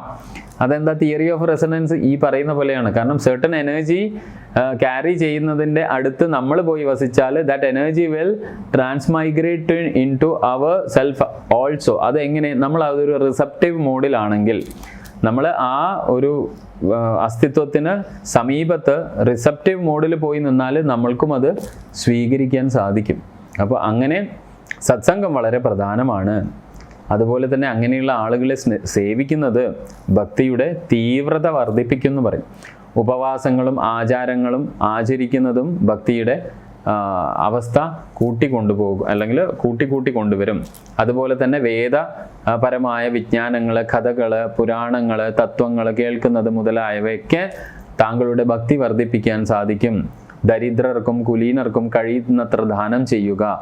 ഭഗവാന്റെ മഹത്വം എപ്പോഴും സ്തുതിച്ചുകൊണ്ടോ ആലപിച്ചുകൊണ്ടോ ചൊല്ലിക്കൊണ്ടോ ജപിച്ചുകൊണ്ടോ എപ്പോഴും ഭഗവാനെ ധ്യാനിക്കുന്നതൊക്കെ നടത്തിയാൽ ഒരു ഭക്തൻ സ്വയമേവ ജ്ഞാനവും അറിവും നേടിക്കൊണ്ടേയിരിക്കും. അത് അവനെ മോക്ഷത്തിലേക്ക് നയിക്കും. മോക്ഷത്തിലേക്കുള്ള പാത ഞാൻ താങ്കൾക്ക് ഇവിടെ ഹ്രസ്വമായ വാക്കുകളിൽ വിവരിച്ചു തന്നു എന്നാണ് പറയുന്നത്. അപ്പം ഈ അറിവ് വളരെ പുണ്യമുള്ളതാണ്. അതിൽ താല്പര്യമില്ലാത്തവർക്കും തെറ്റായ രീതിയിൽ മനസ്സിലാക്കാൻ സാധ്യതയുള്ളവർക്കും വേണ്ടി ഇത് വെളിപ്പെടുത്തരുത് എന്ന് പറയുന്നുണ്ട്. അതായത് തെറ്റായ രീതിയിൽ ജീവിക്കാൻ ഉദ്ദേശിക്കുന്ന ആളുകൾക്ക് ഈ രഹസ്യം വെളിപ്പെടുത്തി കൊടുക്കേണ്ട കാര്യമില്ല. എന്നാൽ ഒരാൾ ഭക്തനാണെന്ന് നിങ്ങൾക്കറിയാമെങ്കിൽ, അദ്ദേഹത്തിന് മുൻപോട്ട് പോകാനുള്ള ആഗ്രഹമുണ്ട് എന്നറിയാമെങ്കിൽ ചോദിക്കാതെ തന്നെ അദ്ദേഹത്തെ ഉപദേശിക്കുക. കാരണം ഭക്തർക്ക് മോക്ഷം അവരുടെ കയ്യെത്തും ദൂരത്താണ്. ഇവിടെ പാർഷ്യാലിറ്റി കൊണ്ടല്ല അങ്ങനെയുള്ള ആളുകൾക്ക് കൊടുക്കരുത് എന്ന് പറയുന്നത്. നിങ്ങൾക്കറിയാം, ഇപ്പോൾ ഒരു ഭാഗത്തേക്ക് പോവാൻ ഉദ്ദേശിക്കുന്ന ആളുകൾക്ക് ആ ഭാഗത്ത് നമ്മൾ അവരെ പോവാൻ അനുവദിക്കുകയാണ് വേണ്ടത്. എന്നാൽ ചില ആളുകൾ നമ്മളോട് വഴി ചോദിക്കുകയോ അല്ലെങ്കിൽ വഴി അറിയാതെ പെട്ട് ഉഴലുന്ന ആളുകളുണ്ടെങ്കിൽ അവരെ വഴി കാണിക്കുന്നതാണ് യഥാർത്ഥ ദൗത്യം. വഴി കൃത്യമായി തീരുമാനിച്ചുറപ്പിച്ച് പോകുന്ന ആളുകളെ നമ്മൾ വഴി മുടക്കിയിട്ട് വഴി തിരിച്ചു വിടേണ്ട കാര്യമില്ല എന്നുള്ളതാണ് ഇവിടെ പറയുന്നത്. അല്ലാണ്ട് പാർഷ്യാലിറ്റി അല്ല, അവർക്ക് കൊടുക്കരുത് എന്നുള്ള അർത്ഥത്തിലല്ല. ഇതാണ് അർത്ഥം. കാരണം സ്പർദ്ധ കൊണ്ട്, ഞാൻ നേരത്തെ പറഞ്ഞ പോലെ റെസണൻസ്, എനർജി നമുക്ക് റെസണേറ്റ് ചെയ്യിപ്പിക്കാൻ സാധിക്കുക അത് ഈ പറയുന്ന പോലെ ലൈക്ക് മൈൻഡും അല്ലെങ്കിൽ റിസെപ്റ്റീവായ മൈൻഡുള്ള ആളുകൾക്കാണ് അത് സാധിക്കുക. ഇവിടെ പ്രധാനമായിട്ട് നമ്മൾ കഴിഞ്ഞ എപ്പിസോഡുകളിലൊക്കെ ഓരോ തത്വം വിശകലനം ചെയ്യുന്ന സമയത്ത് നമ്മൾ പറഞ്ഞിരുന്നു, ഇവിടെയും നമ്മൾ തത്വവിശദീകരണത്തിന് പ്രധാനമായിട്ട് ഈ കാണ്ഡത്തിൽ നമുക്ക് തത്വവിശകലനം ചെയ്യാനുള്ള ഏറ്റവും ആദ്യ പദം അഗസ്ത്യ മഹർഷി തന്നെയാണ്. അതെന്തുകൊണ്ടാണ്? അത് കാരണം മറ്റൊന്നുമല്ല, അഗസ്ത്യ ഋഷിയെ നമ്മൾക്ക് ഹൈന്ദവ ഗ്രന്ഥങ്ങളിൽ, പുരാണങ്ങളിൽ, പല സ്ഥലങ്ങളിലും നമുക്ക് ദർശിക്കാൻ കഴിയുന്ന ഒരു പദപ്രയോഗമാണ്, അല്ലെങ്കിൽ ഒരു കഥാപാത്രമാണ് അഗസ്ത്യൻ. അതായത് അഗസ്ത്യൻ എന്ന സംസ്കൃത പദത്തിന്, അല്ലെങ്കിൽ അതിൻ്റെ പദോൽപത്തിയുടെ വേരുകൾ നമുക്ക് നോക്കിയാൽ അതിൽ തന്നെ ഒരുപാട് സൂക്ഷ്മതയും അതുപോലെ തന്നെ ആലങ്കാരികമായ ഒരുപാട് വശങ്ങൾ നമുക്കതിൽ കാണാം. വളരെ സമ്പന്നമായി കാണാം അഗസ്ത്യൻ എന്ന പദത്തിന് അല്ലെങ്കിൽ ആ വാക്കിന്. അപ്പോൾ അതെന്താണ് യഥാർത്ഥത്തിൽ? ഹൈന്ദവ ഗ്രന്ഥങ്ങളിൽ, പുരാണങ്ങളിൽ ഒക്കെ ഒരു ഋഷി, വളരെ ഗുണങ്ങൾ ഉൾക്കൊള്ളുന്ന ഒരു ഋഷിയായിട്ടാണ് അഗസ്ത്യനെ അവതരിപ്പിച്ചിട്ടുള്ളത്. രാമായണം പോലെയുള്ള ഇതിഹാസ ഗ്രന്ഥങ്ങളിൽ അദ്ദേഹം യഥാർത്ഥത്തിൽ കഥാപാത്രമായിട്ടാണ് അവതരിപ്പിക്കുന്നതെങ്കിലും അദ്ദേഹം ആത്മീയ അച്ചടക്കം, ആത്മനിയന്ത്രണം, ജ്ഞാനം എന്നീ ഗുണങ്ങൾ ഉൾക്കൊള്ളുന്ന കഥാപാത്രമാണ്. അഗസ്ത്യൻ എന്ന സംസ്കൃത പദം യഥാർത്ഥത്തിൽ ഗം എന്ന ധാതുവിൽ നിന്ന്, അതായത് ഗമിക്കുക, ചലിക്കുക എന്ന അർത്ഥം, അതിൽ നിന്ന്, ആ ധാതുവിൽ നിന്നാണ് ഉരുത്തിരിഞ്ഞിരിക്കുന്നത്. യഥാർത്ഥത്തിൽ അഗസ് എന്ന പദം നോക്കിയാൽ നമ്മൾ പർവ്വതം അല്ലെങ്കിൽ സ്ഥിരമല്ലാത്തത് എന്നൊക്കെയാണ് അർത്ഥമുണ്ടാവുക, ഉപസർഗം ചേർത്ത് കഴിഞ്ഞാൽ. അപ്പോൾ ഈ അർത്ഥം വരുന്നത് നോക്കൂ, ആ അർത്ഥത്തിൽ തന്നെ ചലിക്കുക, ഗമിക്കുക, അതുപോലെ തന്നെ പർവ്വതം അല്ലെങ്കിൽ ഈ പറയുന്ന പോലെ ഒരു സ്ഥലത്ത് ചലിക്കുക സ്ഥിരമല്ലാത്തത്, ഒരു സ്ഥലത്ത് പർവ്വതം എന്നും കാണാം. അപ്പോൾ അഗസ്ത്യനെ ഒരു പർവ്വതം പോലെ അചഞ്ചലനായവൻ എന്ന് ഒരു ഭാഗത്ത് നമ്മൾക്ക് ദർശിക്കാൻ കഴിയുന്ന സമയത്ത് തന്നെ പർവ്വതങ്ങളെ ചലിപ്പിക്കാൻ കഴിവുള്ളവൻ എന്നുള്ള അർത്ഥമുണ്ട്. ഇപ്പം നിഘണ്ടു പ്രകാരം അല്ലെങ്കിൽ പുരാണ ഇതിഹാസങ്ങളിലേക്കൊക്കെ വരുമ്പോൾ മിത്രൻ്റെയും വരുണൻ്റെയും മകനാണ് ഈ പറയപ്പെടുന്ന അഗസ്ത്യ ഋഷി. അപ്പോൾ അഗസ്ത്യൻ പവിത്രമായി കണക്കാക്കപ്പെടുന്ന, നമുക്ക് നക്ഷത്ര സമൂഹത്തിൽ നോക്കിക്കഴിഞ്ഞാൽ, ഭൗതികതയിലൊക്കെ നോക്കിക്കഴിഞ്ഞാൽ, നമുക്ക് സപ്തഋഷി സ്റ്റാർ കോൺസ്റ്റലേഷൻസിൽ നോക്കിയാൽ കാനപ്പസ് എന്ന നക്ഷത്ര സമൂഹത്തെയാണ് അഗസ്ത്യൻ പ്രതിനിധാനം ചെയ്യുന്നത്. അപ്പം ഇവിടെ നമുക്ക് ചിന്തിക്കാനുള്ളത് രാമായണത്തിനെ അടിസ്ഥാനപ്പെടുത്തിയിട്ടാണ്. അപ്പം രാമായണം പരമ്പരയിൽ പ്രധാന സംഭവ കഥകൾ നോക്കുന്ന സമയത്ത് അഗസ്ത്യനെ അവതരിപ്പിക്കുന്ന പ്രധാന ഭാഗങ്ങൾ നമുക്ക് കാണാം. അതിൽ ഒന്ന് ശ്രീരാമനെ ഈ പറയുന്ന ആരണ്യകാണ്ഡത്തിൽ കണ്ടുമുട്ടുന്നതാണ്. അങ്ങനെ അഗസ്ത്യ ഋഷി കാട്ടിൽ ശ്രീരാമനെ കണ്ടുമുട്ടുകയും അവരുടെ ചർച്ചയ്ക്ക് ഇടയിൽ ശ്രീരാമ ഭഗവാനോട് രാവണനെ എങ്ങനെ പരാജയപ്പെടുത്താം എന്നതിനെക്കുറിച്ചുള്ള മാർഗനിർദ്ദേശവും ഉപദേശവും നൽകുന്നത് കാണുന്നുണ്ട് നമ്മൾ. അപ്പോൾ അഗസ്ത്യ ഋഷി ശ്രീരാമന് ആത്മീയമായ മാർഗനിർദ്ദേശം നൽകുന്നത് നമ്മളവിടെ കാണുന്നുണ്ട്.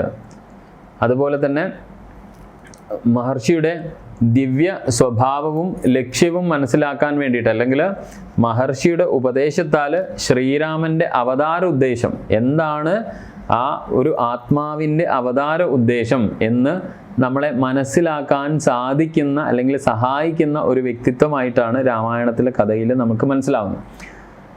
രാമായണത്തിൽ തന്നെ ആദിത്യ ഹൃദയ സ്തോത്രം ശ്രീരാമന് പകർന്നു കൊടുക്കുന്നത് അഗസ്ത്യ ഋഷിയാണ്. അപ്പോൾ അഗസ്ത്യ മഹർഷി ശ്രീരാമന് സൂര്യദേവനായ അല്ലെങ്കിൽ സൂര്യനെ കുറിച്ചുള്ള ശക്തമായ സ്തുതിഗീതമായ ആദിത്യ ഹൃദയ സ്തോത്രം പഠിപ്പിക്കുന്നുണ്ട്. ഇത് ശ്രീരാമനെ രാവണനെ പരാജയപ്പെടുത്താൻ സഹായിക്കുന്നു. യുദ്ധങ്ങൾക്കുള്ള തന്ത്രപരമായ, രാവണനെതിരെയുള്ള തന്ത്രപരമായ മാർഗനിർദ്ദേശങ്ങളും സങ്കീർണമായ സാഹചര്യങ്ങളെ എങ്ങനെ മറികടക്കാം എന്നതിനെക്കുറിച്ചുമുള്ള ഉപദേശം ഉൾപ്പെടെ അഗസ്ത്യൻ ശ്രീരാമന് ഇതിൽ വളരെ പ്രായോഗികമായ ശക്തി നൽകുന്ന ഒരു സ്തോത്രമാണ് ആദിത്യ ഹൃദയ സ്തോത്രം. അതുപോലെ തന്നെ ശ്രീരാമൻ്റെ പ്രവൃത്തികളെ നയിക്കുന്ന ഒരു ചാലകത്വം, അവിടെയാണ് നമ്മൾ നേരത്തെ പറഞ്ഞ ഗം എന്ന ആ ചലനശക്തി കാണുന്നത്. അഗസ്ത്യൻ്റെ മാർഗനിർദ്ദേശം ശ്രീരാമൻ്റെ പ്രവർത്തനങ്ങളെ വളരെയധികം സ്വാധീനിക്കുന്നതായി കാണാം. അഗസ്ത്യൻ്റെ ജ്ഞാനവും മാർഗനിർദ്ദേശവും ശ്രീരാമൻ്റെ മനസ്സിനെ ശാന്തമാക്കാൻ സഹായിക്കുന്നു.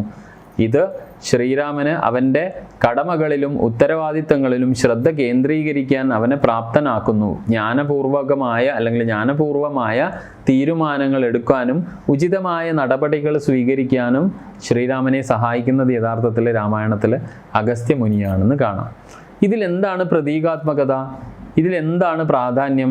രാമായണത്തിൽ അഗസ്ത്യൻ്റെ പങ്ക് അല്ലെങ്കിൽ ഈ പറയുന്ന സന്ദർഭങ്ങളിലൊക്കെ പ്രതീകങ്ങൾ എന്തിനെ പ്രതീകപ്പെടുത്താനാണ് വാൽമീകി ഈ കഥാസന്ദർഭങ്ങളിലൊക്കെ അഗസ്ത്യനെ ഉപയോഗിക്കുന്നത് നോക്കിയാൽ, ഒരു സന്ദർഭത്തിൽ ജ്ഞാനവും മാർഗനിർദ്ദേശവുമാണ്. അഗസ്ത്യൻ ജ്ഞാനം അല്ലെങ്കിൽ അതുപോലെ മാർഗനിർദ്ദേശം, ആത്മീയമായ അച്ചടക്കം എന്നിവയെ പ്രതിനിധാനം ചെയ്യുന്ന ശക്തിയാണ്. പ്രതീകം അതാണ്.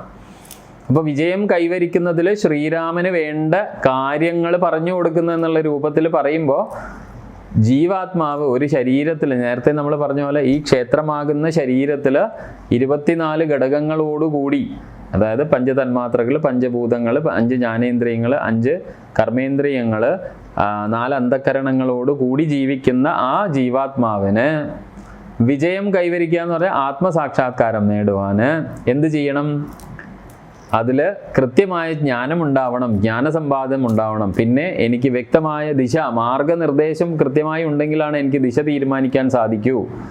ആ ദിശയിലേക്ക് ഞാൻ ഗമിക്കുന്ന സമയത്ത്, പ്രയാണം ചെയ്യുന്ന സമയത്ത് എനിക്ക് ആത്മീയമായ അച്ചടക്കം വളരെ ആവശ്യമാണ്. ഇനി ഇതിൽ തന്നെ ദൈവീകമായ ഇടപെടലിൻ്റെ പ്രതീകമായും കാണാം നമുക്ക് അഗസ്ത്യനെ. അതായത് ശ്രീരാമന് വേണ്ടി അഗസ്ത്യ മഹർഷി ദിവ്യമായ ഇടപെടലുകൾ നടത്തുന്നത് കാണുന്നുണ്ട് രാമായണത്തിൽ. അപ്പം ഇത് പ്രതീകവൽക്കരിക്കുന്നത് മനുഷ്യൻ്റെ കാര്യങ്ങളിൽ ദിവ്യമായ മാർഗനിർദ്ദേശത്തിൻ്റെ പങ്ക്, അങ്ങനെയുള്ള ദൈവികമായ ഇടപെടലോട് കൂടിയിട്ടാണ് പലപ്പോഴും മാർഗനിർദ്ദേശം നമുക്ക് ലഭിക്കുക.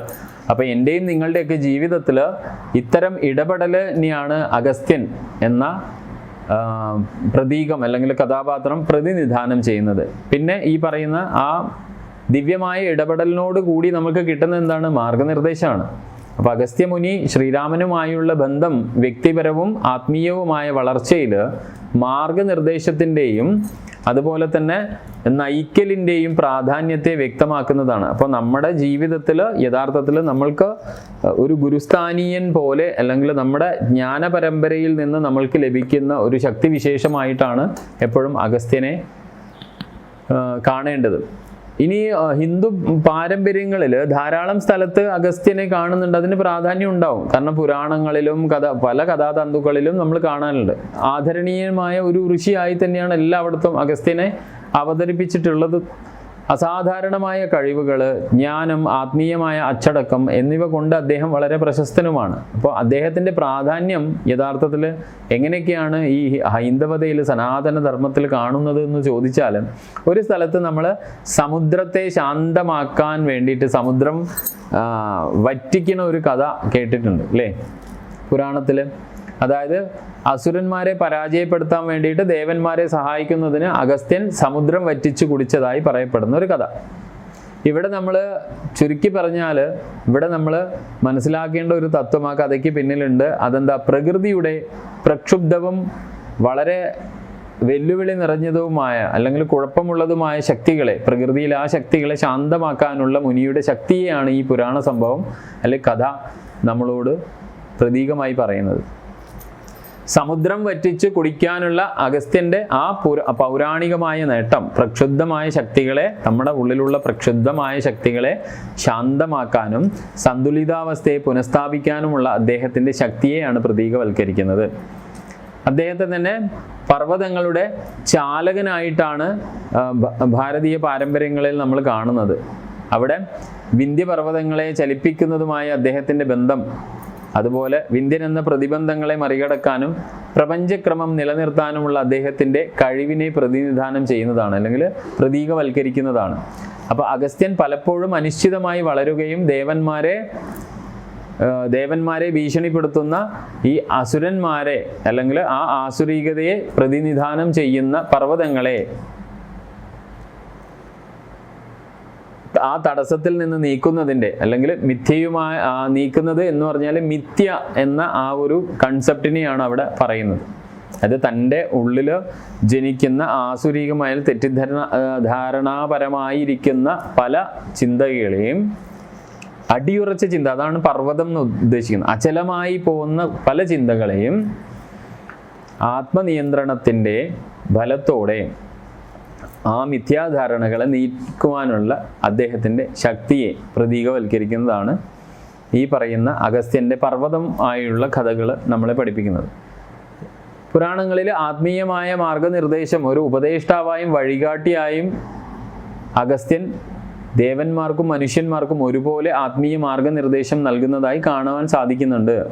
അവരുടെ ലക്ഷ്യവും കടമകളും മനസ്സിലാക്കാൻ അവരെ സഹായിക്കുന്ന, നമ്മൾ പറയാറില്ലേ, നമ്മുടെ കർത്തവ്യബോധം അല്ലെങ്കിൽ കർത്തവ്യബോധം നമ്മളിൽ ജനിപ്പിക്കുന്ന ചൈതന്യമാണ് യഥാർത്ഥത്തിൽ, ആത്മീയമായ ഉപദേഷ്ടാവാണ് യഥാർത്ഥത്തിൽ അഗസ്ത്യൻ. അത് നമ്മളെ അങ്ങനെയുള്ള കർത്തവ്യബോധം നമ്മളിൽ ഉണർത്തുന്നതിലൂടെ നമ്മളുടെ ലോകത്തെ മാലിന്യങ്ങളിൽ നിന്നും ദുഷ്ടശക്തികളിൽ നിന്നും ശുദ്ധീകരിക്കുന്ന ഒരു ശുദ്ധീകരണിയായി അഗസ്ത്യൻ പലപ്പോഴും ചിത്രീകരിക്കപ്പെടുന്നുണ്ട്. പ്രപഞ്ചത്തിൻ്റെ സന്തുലിതാവസ്ഥയും ക്രമവും നിലനിർത്തുന്നതിൽ ആ ഋഷിയുടെ പങ്ക് യഥാർത്ഥത്തിൽ ഈ വശത്തിലൂടെയാണ് പല സ്ഥലത്തും കാണിക്കുന്നത്. ഒരു ശുദ്ധീകരണക്കാരൻ എന്ന നിലയിൽ അഗസ്ത്യൻ്റെ പങ്ക് ലോകത്തെ മാലിന്യങ്ങളിൽ നിന്നും ദുഷ്ടശക്തികളിൽ നിന്നും ശുദ്ധീകരിക്കുന്നതിൽ അദ്ദേഹത്തിൻ്റെ പ്രാധാന്യം എത്രത്തോളം ഉണ്ട് എന്ന് നമ്മളോട് പറയുന്നതാണ് പല കഥകളും.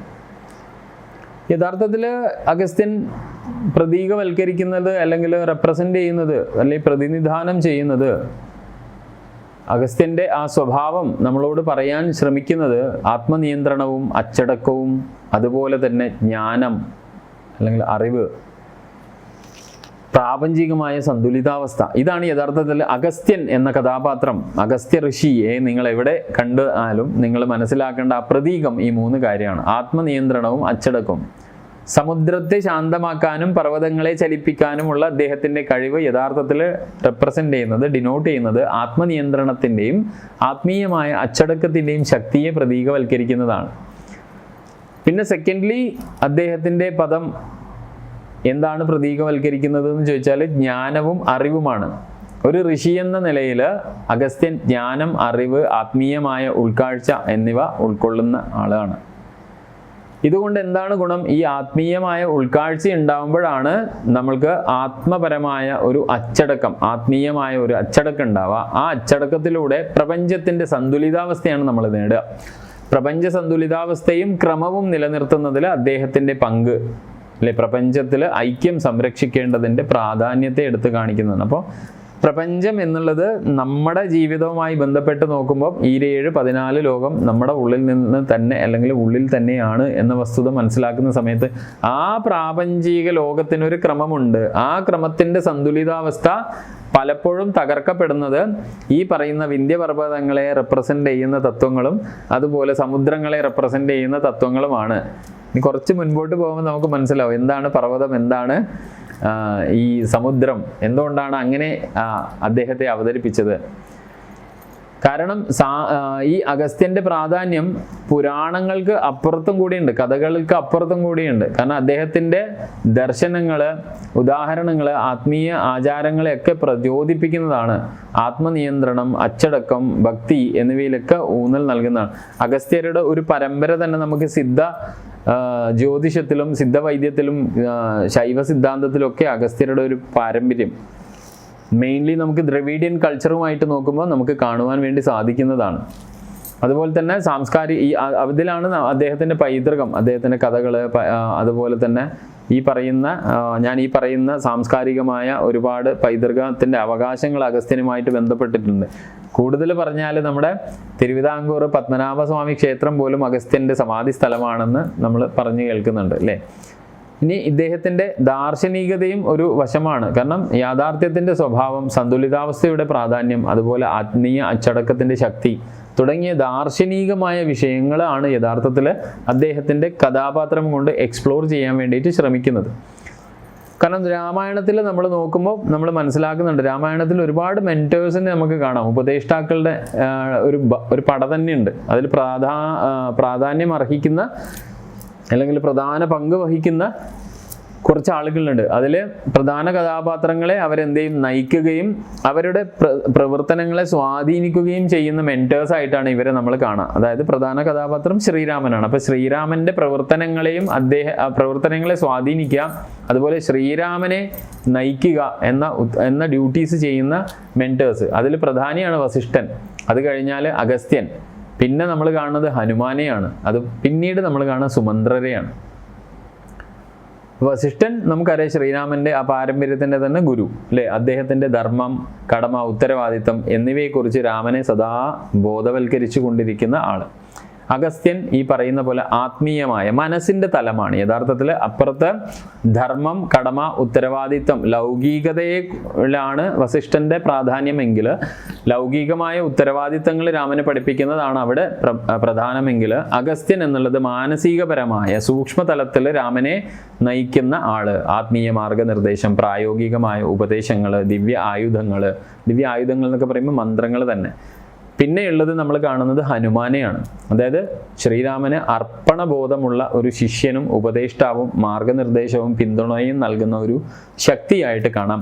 ഇതിനെ നമ്മൾ യഥാർത്ഥത്തിൽ പഠിക്കുമ്പോഴാണ് നമുക്ക് മനസ്സിലാവുന്നത് ഹനുമാന്റെ ആ പ്രാധാന്യം. യഥാർത്ഥത്തിൽ ജീവാത്മാവ് ഈ ക്ഷേത്രത്തിൽ വസിക്കണമെങ്കിൽ അദ്ദേഹത്തിന് നല്ല സപ്പോർട്ട് വേണം ഒരാളുടെ. അതാണ് പ്രാണൻ. ആ പ്രാണനെ റെപ്രസെൻ്റ് ചെയ്യുന്നതാണ് യഥാർത്ഥത്തിൽ ഹനുമാൻ.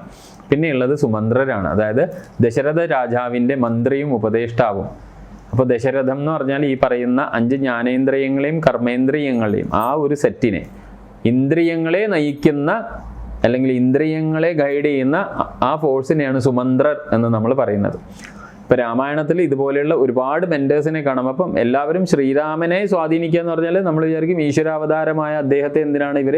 ഇപ്പം ഈശ്വര അവതാരം എന്ന് ഇവിടെ നമ്മൾ പറയുന്നതൊക്കെ എന്താണ്, നമ്മുടെ ഉള്ളിലുള്ള ആ ബ്രഹ്മ ചൈതന്യത്തെയാണ് നമ്മൾ ഈശ്വര അവതാരം എന്ന് ഇവിടെ പറയുന്നത്. അപ്പോൾ ഇതിലൊക്കെ നമ്മൾക്ക് മനസ്സിലാക്കുവാൻ വേണ്ടി സാധിക്കുന്നത് രാമായണം എന്നുള്ള മഹത്തായ സൃഷ്ടിയിൽ, കൃതിയിൽ, ഇതിഹാസ ആ കാവ്യത്തിൽ, അല്ലെ, ആ മാനവരാശിയുടെ ആദ്യത്തെ ഇതിഹാസ കാവ്യമാണ്. അപ്പോൾ ആ ഇതിഹാസ കാവ്യത്തിൽ യഥാർത്ഥത്തിൽ ഒരുപാട് ഇതുപോലുള്ള തത്വങ്ങൾ ഇൻകോർപ്പറേറ്റ് ചെയ്തിട്ടുണ്ട്. ഈ ഉപദേഷ്ടാക്കളുടെ ഒക്കെ പ്രവർത്തനം നോക്കിയാൽ രാമായണത്തിലെ ഉപദേഷ്ടാക്കൾ നിരവധി പ്രവർത്തനങ്ങൾ ചെയ്യുന്നതായിട്ട് നമ്മൾക്ക് കാണുന്നുണ്ട്. ഞാൻ ഈ പറഞ്ഞ കഥാപാത്രങ്ങളൊക്കെ അവ പ്രധാന കഥാപാത്രത്തിന് അറിവ് നൽകുക, അതുപോലെ തന്നെ നിർദ്ദിഷ്ടമായ സമയത്ത് തീരുമാനമെടുക്കാൻ അദ്ദേഹത്തിനെ പ്രാപ്തനാക്കുക, വൈകാരികമായി പിന്തുണ നൽകുക, പ്രചോദനം നൽകി അദ്ദേഹത്തെ വളർച്ചയിലേക്ക് നയിക്കുക. ഈ ശ്രീരാമനെ ഇത്രയും ക്വാളിറ്റീസ് പകർന്നു കൊടുക്കുന്ന ആളുകളെയാണ് നമ്മൾ മെൻറ്റേഴ്സ് അല്ലെങ്കിൽ ഉപദേഷ്ടാക്കൾ എന്ന് വിളിച്ചത്. അപ്പോൾ ഇവിടെ ഈ ആൾക്കാരൊക്കെ എന്താണ് ചെയ്യുന്നത്, ശ്രീരാമൻ എന്ന കേന്ദ്ര കഥാപാത്രത്തിന് അറിവ്, ജ്ഞാനം, കഴിവുകൾ ഇവരാദ്യം നൽകും. അതാണ് ഈ പറയുന്ന ഗുരുരൂപിയായ ആൾക്കാർ. പിന്നെന്താ, ഉപദേഷ്ടാക്കൾ തന്നെ മാർഗനിർദ്ദേശവും ഉപദേശവും നൽകി കഥാപാത്രങ്ങൾക്ക് യഥാർത്ഥത്തിൽ ജ്ഞാനം ഉള്ള തരത്തിൽ തീരുമാനങ്ങൾ എടുക്കാൻ സഹായിക്കുന്നു. ആ ജ്ഞാനം ഒക്കെ നമുക്കറിയാലോ, നമുക്ക് ശരിക്കും ആ ഒരു ശരിയും തെറ്റും തിരിച്ചറിയാനൊക്കെ ഈ പറയുന്ന വിദ്യ ഇല്ലെങ്കിൽ നമുക്ക് പറ്റില്ല. അതുപോലെ തന്നെയാണ് ഇമോഷണൽ സപ്പോർട്ട്. അതാണ് വെല്ലുവിളി നിറഞ്ഞ സമയങ്ങൾ ഉപദേഷ്ടാക്കൾ വൈകാരികമായ പിന്തുണ, ആശ്വാസം, ഉറപ്പ്. ഇതാണ് ഏതൊരു മനുഷ്യനും, നിങ്ങൾക്കും എനിക്കും ജീവിതത്തിൽ വേണ്ട പ്രധാനപ്പെട്ട 4 കാര്യമാണിത്. പിന്നെന്താ, പ്രചോദനം, അല്ലേ, നമുക്കുള്ള ഇൻസ്പിറേഷൻ. അത് സ്വയം നമ്മൾ റിഫ്ലക്റ്റ് ചെയ്യാനും ആത്മീയമായ വികാസം പ്രാപിക്കാനും വേണ്ടിയിട്ടുള്ള ഇൻസ്പിറേഷനാണ്. അപ്പോൾ യഥാർത്ഥത്തിൽ നമ്മളുടെയൊക്കെ ജീവിതത്തിൽ വേണ്ട ഈ 4 കാര്യങ്ങളാണ്. ആ 4 കാര്യങ്ങൾ, ഒന്ന് നമുക്ക് അറിവ് വേണം. ആ അറിവിൻ്റെ സഹായത്തോടെ നമുക്ക് ഡിസ്ക്രിമിനേറ്ററി പവർ ഉണ്ടാവണം, തിരിച്ചറിയാൻ. അങ്ങനെയാണ് നമ്മൾ തീരുമാനങ്ങൾ എടുക്കുക, നല്ല തീരുമാനങ്ങൾ, ഈ ഉറച്ച തീരുമാനങ്ങൾ എടുക്കുന്ന നമ്മൾ മുന്നോട്ട് പോകും. ചില സമയത്ത് നമുക്ക് തിരിച്ചടികൾ ഉണ്ടാവുന്ന സമയത്ത് നമുക്ക് വേണ്ടതാണ്, വെല്ലുവിളി നിറഞ്ഞ സമയങ്ങളിൽ വേണ്ടത് ഇമോഷണൽ സപ്പോർട്ടാണ്. ആ ഇമോഷണൽ സപ്പോർട്ടാണ് ഹനുമാനെ പോലെയുള്ള കഥാപാത്രങ്ങൾ, ലക്ഷ്മണനെ പോലെയുള്ള കഥാപാത്രങ്ങൾ ഉറപ്പാക്കുന്നത് രാമായണത്തിൽ. പിന്നെ വേണ്ടത് പ്രചോദനമാണ്. അത് വ്യക്തിഗതമായ വളർച്ചയ്ക്ക് വേണ്ടിയിട്ട് നമുക്ക് ലഭിക്കേണ്ട പ്രചോദനമാണ്. നമ്മളെ സെൽഫിനെ റിഫ്ലക്റ്റ് ചെയ്യാൻ, നമ്മളെ സെൽഫിനെ മാനിഫെസ്റ്റ് ചെയ്യാൻ, ഞാൻ എന്താണ്, എൻ്റെ കഴിവ് പ്രകടിപ്പിക്കാൻ വേണ്ടിയിട്ട് നമ്മളെ സഹായിക്കുന്നതാണ് ഈ പറയുന്ന ഇൻസ്പിറേഷണൽ ഫോഴ്സസ്. അപ്പം ഇതാണ് യഥാർത്ഥത്തിൽ രാമായണത്തിൽ അഗസ്ത്യനെ കുറിച്ച് പറയുമ്പോൾ നമുക്ക് ശ്രദ്ധിക്കാനുള്ളത്, അല്ലെങ്കിൽ മറ്റ് ഗുരുക്കന്മാർ. കാരണം എന്താ വെച്ചാൽ മാർഗനിർദ്ദേശത്തിന് നമ്മുടെ ജീവിതത്തിൽ വലിയ പ്രാധാന്യമുണ്ട്. കാരണം എന്താ, പരിചയസമ്പന്നരും ജ്ഞാനികളുമായ വ്യക്തികളിൽ നിന്ന് മാർഗനിർദ്ദേശം നേടേണ്ടത് നമ്മുടെ ജീവിത വിജയത്തിന് അത്യന്താപേക്ഷിതമാണ്.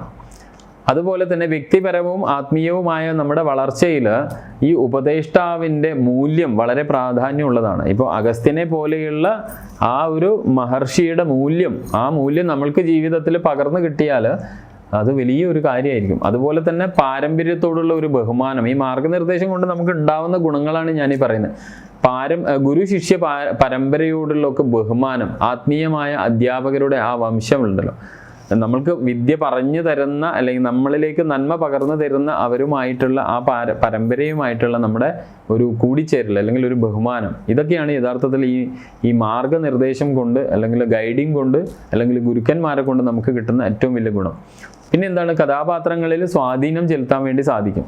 അതായത് ഈ പറയുന്ന ഉപദേഷ്ടാക്കൾ കഥാപാത്രങ്ങളുടെ മൂല്യങ്ങളെയും വിശ്വാസങ്ങളെയും അവർ സ്വാധീനിക്കും. അതുപോലെ തന്നെ കഥാപാത്രങ്ങളുടെ തീരുമാനം എടുക്കാനുള്ള ആ പ്രോസസ്സിനെ ഇവർ ലീഡ് ചെയ്യും. കാരണം എന്താ, ഇവർ പകർന്നു കൊടുക്കും, ഇവരുണ്ടാവും, മെൻറ്റേഴ്സ് ഉണ്ടാവും to guide how to make the decision. ഏത് സമയത്താണ് യുദ്ധം പ്രഖ്യാപിക്കേണ്ടത്, എങ്ങനെ ചെയ്യണം, വിഭീഷണന് വന്നാൽ എന്ത് ചെയ്യണം എന്നൊക്കെ പറഞ്ഞു കൊടുക്കുന്നത്, ആ സ്ട്രാറ്റജി പറഞ്ഞു കൊടുക്കുന്നത് ഇവരാണ്. അതുപോലെ തന്നെ പേഴ്സണാലിറ്റി ഡെവലപ്മെൻറ്റ്, വ്യക്തിപരമായ വളർച്ചയ്ക്കും ഈ പറയുന്ന ഇവരുടെ, അതായത് സ്വയം അവബോധം, ആത്മീയമായ വികാസം, എന്നിവയൊക്കെ വളരെ ഫെസിലിറ്റേറ്റ് ചെയ്തിട്ട് നമ്മളെ ആ ഭാഗത്തേക്ക് കൊണ്ടുപോകുന്ന ആൾക്കാരാണ് ഈ പറയുന്ന മെൻറ്റേഴ്സായ ഈ പറയുന്ന കഥാപാത്രങ്ങൾ. അപ്പം ഞാൻ നേരത്തെ പറഞ്ഞു, അഗസ്ത്യമുനി എന്ന് പറഞ്ഞാൽ ഇവിടെ പ്രാധാന്യം ഈ പറയുന്ന ഒരുപാട് പ്രതീകാത്മകതയാണ്. അതിലാണ് നേരത്തെ നമ്മൾ സമുദ്രം കുടിക്കുക. അതെന്താണ്? സമുദ്രം എന്ന് പറഞ്ഞാൽ യഥാർത്ഥത്തിൽ വികാരങ്ങളെ പ്രതിനിധാനം ചെയ്യുന്നതാണ്. മനുഷ്യൻ്റെ മനസ്സ് ഈ പറയുന്ന പോലെ ശാന്തമാകുമ്പോൾ അതൊരു തടാകം പോലെയാണെന്ന് പറയും. പ്രക്ഷുബ്ധമായാൽ അലകൾ ഉയരുന്ന ഒരു സമുദ്രം പോലെയാണെന്ന് പറയും. അപ്പോൾ സമുദ്രം യഥാർത്ഥത്തിൽ വിശാലവും പ്രക്ഷുബ്ധവുമായ വികാരങ്ങളെ പ്രതിനിധീകരിക്കുന്നതാണ്. ശരിക്കും ആത്മീയമായ കൃതികളിലൊക്കെ നമ്മൾ അങ്ങനെയാണ് അതിനെ ഉപയോഗിക്കുക. ആലങ്കാരികമായി സൂക്ഷ്മമായി ചില തത്വങ്ങൾ പറയുന്നത് ഇതിനെ ഉപമിച്ചുകൊണ്ടാണ്. അപ്പോൾ അഗസ്ത്യ മുനി അത് കുടിച്ചു പറ്റിക്കുക എന്ന് പറഞ്ഞാൽ വൈകാരികമായ പ്രക്ഷുബ്ധതയുടെ, നമ്മുടെ മനസ്സിലുള്ള വികാരങ്ങളുടെ ആ പ്രക്ഷുബ്ധതയെ ആഗീരണം ചെയ്യുന്ന അബ്സോർബ് ചെയ്യുന്ന മനസ്സിൻ്റെ ശക്തിയാണ് യഥാർത്ഥത്തിൽ അവിടെ അഗസ്ത്യൻ എന്ന് പറയുന്നത്. അതായത് എല്ലാത്തിൻ്റെയും അതിര് കടക്കൽ എന്നിവയെ അതായത് എന്ത് ലിമിറ്റ്ലെസ് ആയിട്ട് വന്നാലും അതിൻ്റെ മുകളിൽ ഉയരാനുള്ള കഴിവ്, അതിരിനെയും കടക്കാനുള്ള കഴിവ്. ഇപ്പം നമ്മൾ ഒരു ശത്രു നമുക്കൊരു ലിമിറ്റ് സെറ്റ് ചെയ്താൽ ഇത്ര പോകാനേ പറ്റുള്ളൂ, ഒരു അതിരിട്ടാൽ ആ അതിര് കടക്കുവാൻ നമ്മൾ പ്രേരിപ്പിക്കുന്ന ചൈതന്യം. പിന്നെ എന്താണ് അത്? ആ സമുദ്രം കുടിക്കുക എന്ന് പറഞ്ഞാൽ ഉപബോധ മനസ്സിൻ്റെ നിയന്ത്രണവുമാണ്. അതായത് സമുദ്രത്തെ ഉപബോധ മനസ്സിൻ്റെ പ്രതീകമായിട്ട് നമുക്ക് കാണാൻ സാധിക്കും. അഗസ്ത്യൻ്റെ പ്രവൃത്തി ഒരാളുടെ സബ് കോൺഷ്യസ് മൈൻഡിൻ്റെ വികാരങ്ങളുടെയും മേലുള്ള നിയന്ത്രണത്തെയും ആധിപത്യത്തെയുമാണ് പ്രതിനിധാനം ചെയ്യുന്നത്. സംവാട്ട് ലൈക്ക് എൻ എഫർമേറ്റീവ് പവർ എന്ന് നമ്മൾ പറയും. നമ്മൾ പറയല്ലേ റീഇറ്ററേറ്റിംഗ് പവർ. അതായത് ആധ്യാത്മിക ഭാഷയിൽ പറഞ്ഞ സങ്കല്പ ശക്തിയാണ് യഥാർത്ഥത്തിൽ ആര്? ഋഷി അഗസ്ത്യൻ. പിന്നെ ഈ പറയുന്ന പോലെ സമുദ്രം കുടിക്കുക എന്ന് പറഞ്ഞാൽ ഒരു ശുദ്ധീകരണ പ്രക്രിയയായിട്ടും നമുക്ക് വേണമെങ്കിൽ വ്യാഖ്യാനിക്കാം. അതായത് മനസ്സിലുള്ള സകല മാലിന്യങ്ങളെയും ആഗീരണം, അബ്സോർബ് ചെയ്യുകയും പിന്നീട് നമ്മളെ പരിവർത്തനം ചെയ്യിപ്പിക്കുകയും ചെയ്യുന്ന ആത്മീയമായ ശുദ്ധീകരണവും ഈ പറയുന്ന ആക്റ്റിൽ നമുക്ക് കാണാൻ സാധിക്കും. അപ്പോൾ അഗസ്ത്യൻ എന്ന് പറഞ്ഞാൽ വളരെ സൂക്ഷ്മമായ വശം ഒന്ന് ആത്മീയമായ പരിവർത്തനം ചെയ്യാൻ ഇത്രയും ക്വാളിറ്റീസിനെ നമ്മുടെ ഉള്ളിൽ ബിൽഡ് ചെയ്യിക്കുന്ന ആ ഒരു ചൈതന്യമാണ്. അഗസ്ത്യൻ്റെ പ്രവൃത്തി ആഴത്തിലുള്ള നമ്മുടെ ആത്മീയ പരിവർത്തനത്തെയാണ് റെപ്രസെൻ്റ് ചെയ്യുന്നത്. അവിടെ വ്യക്തിഗതമായ അഹംഭാവവും പരിമിതികളും ഒക്കെ മറികടക്കപ്പെടുന്നു. ഇവിടെയാണ് വിന്ധ്യൻ്റെ അറൈവൽ വരിക. ഇത് നമുക്ക് ഈശ്വരനുമായിട്ടുള്ള ആഴത്തിലുള്ള ബന്ധം സ്ഥാപിക്കാൻ സഹായിക്കുന്നവനാണ് അഗസ്ത്യമുനി. കാരണം അതിൻ്റെ തടസ്സമായി വരുന്നത് ഈഗോയിസ്റ്റിക് ക്യാരക്ടേഴ്സാണ്. അതിനെ ഇല്ലാതാക്കുക, ആ ഈഗോയുടെ പരിധി കടന്നപ്പുറത്തേക്ക് ചെല്ലുക. ഇന്നർ ആൽക്കമി, ആന്തരികമായ ഒരു രാസവിദ്യ. അതായത് ആന്തരിക ആൽക്കമി എന്ന് പറയുന്നത് എന്താണ്?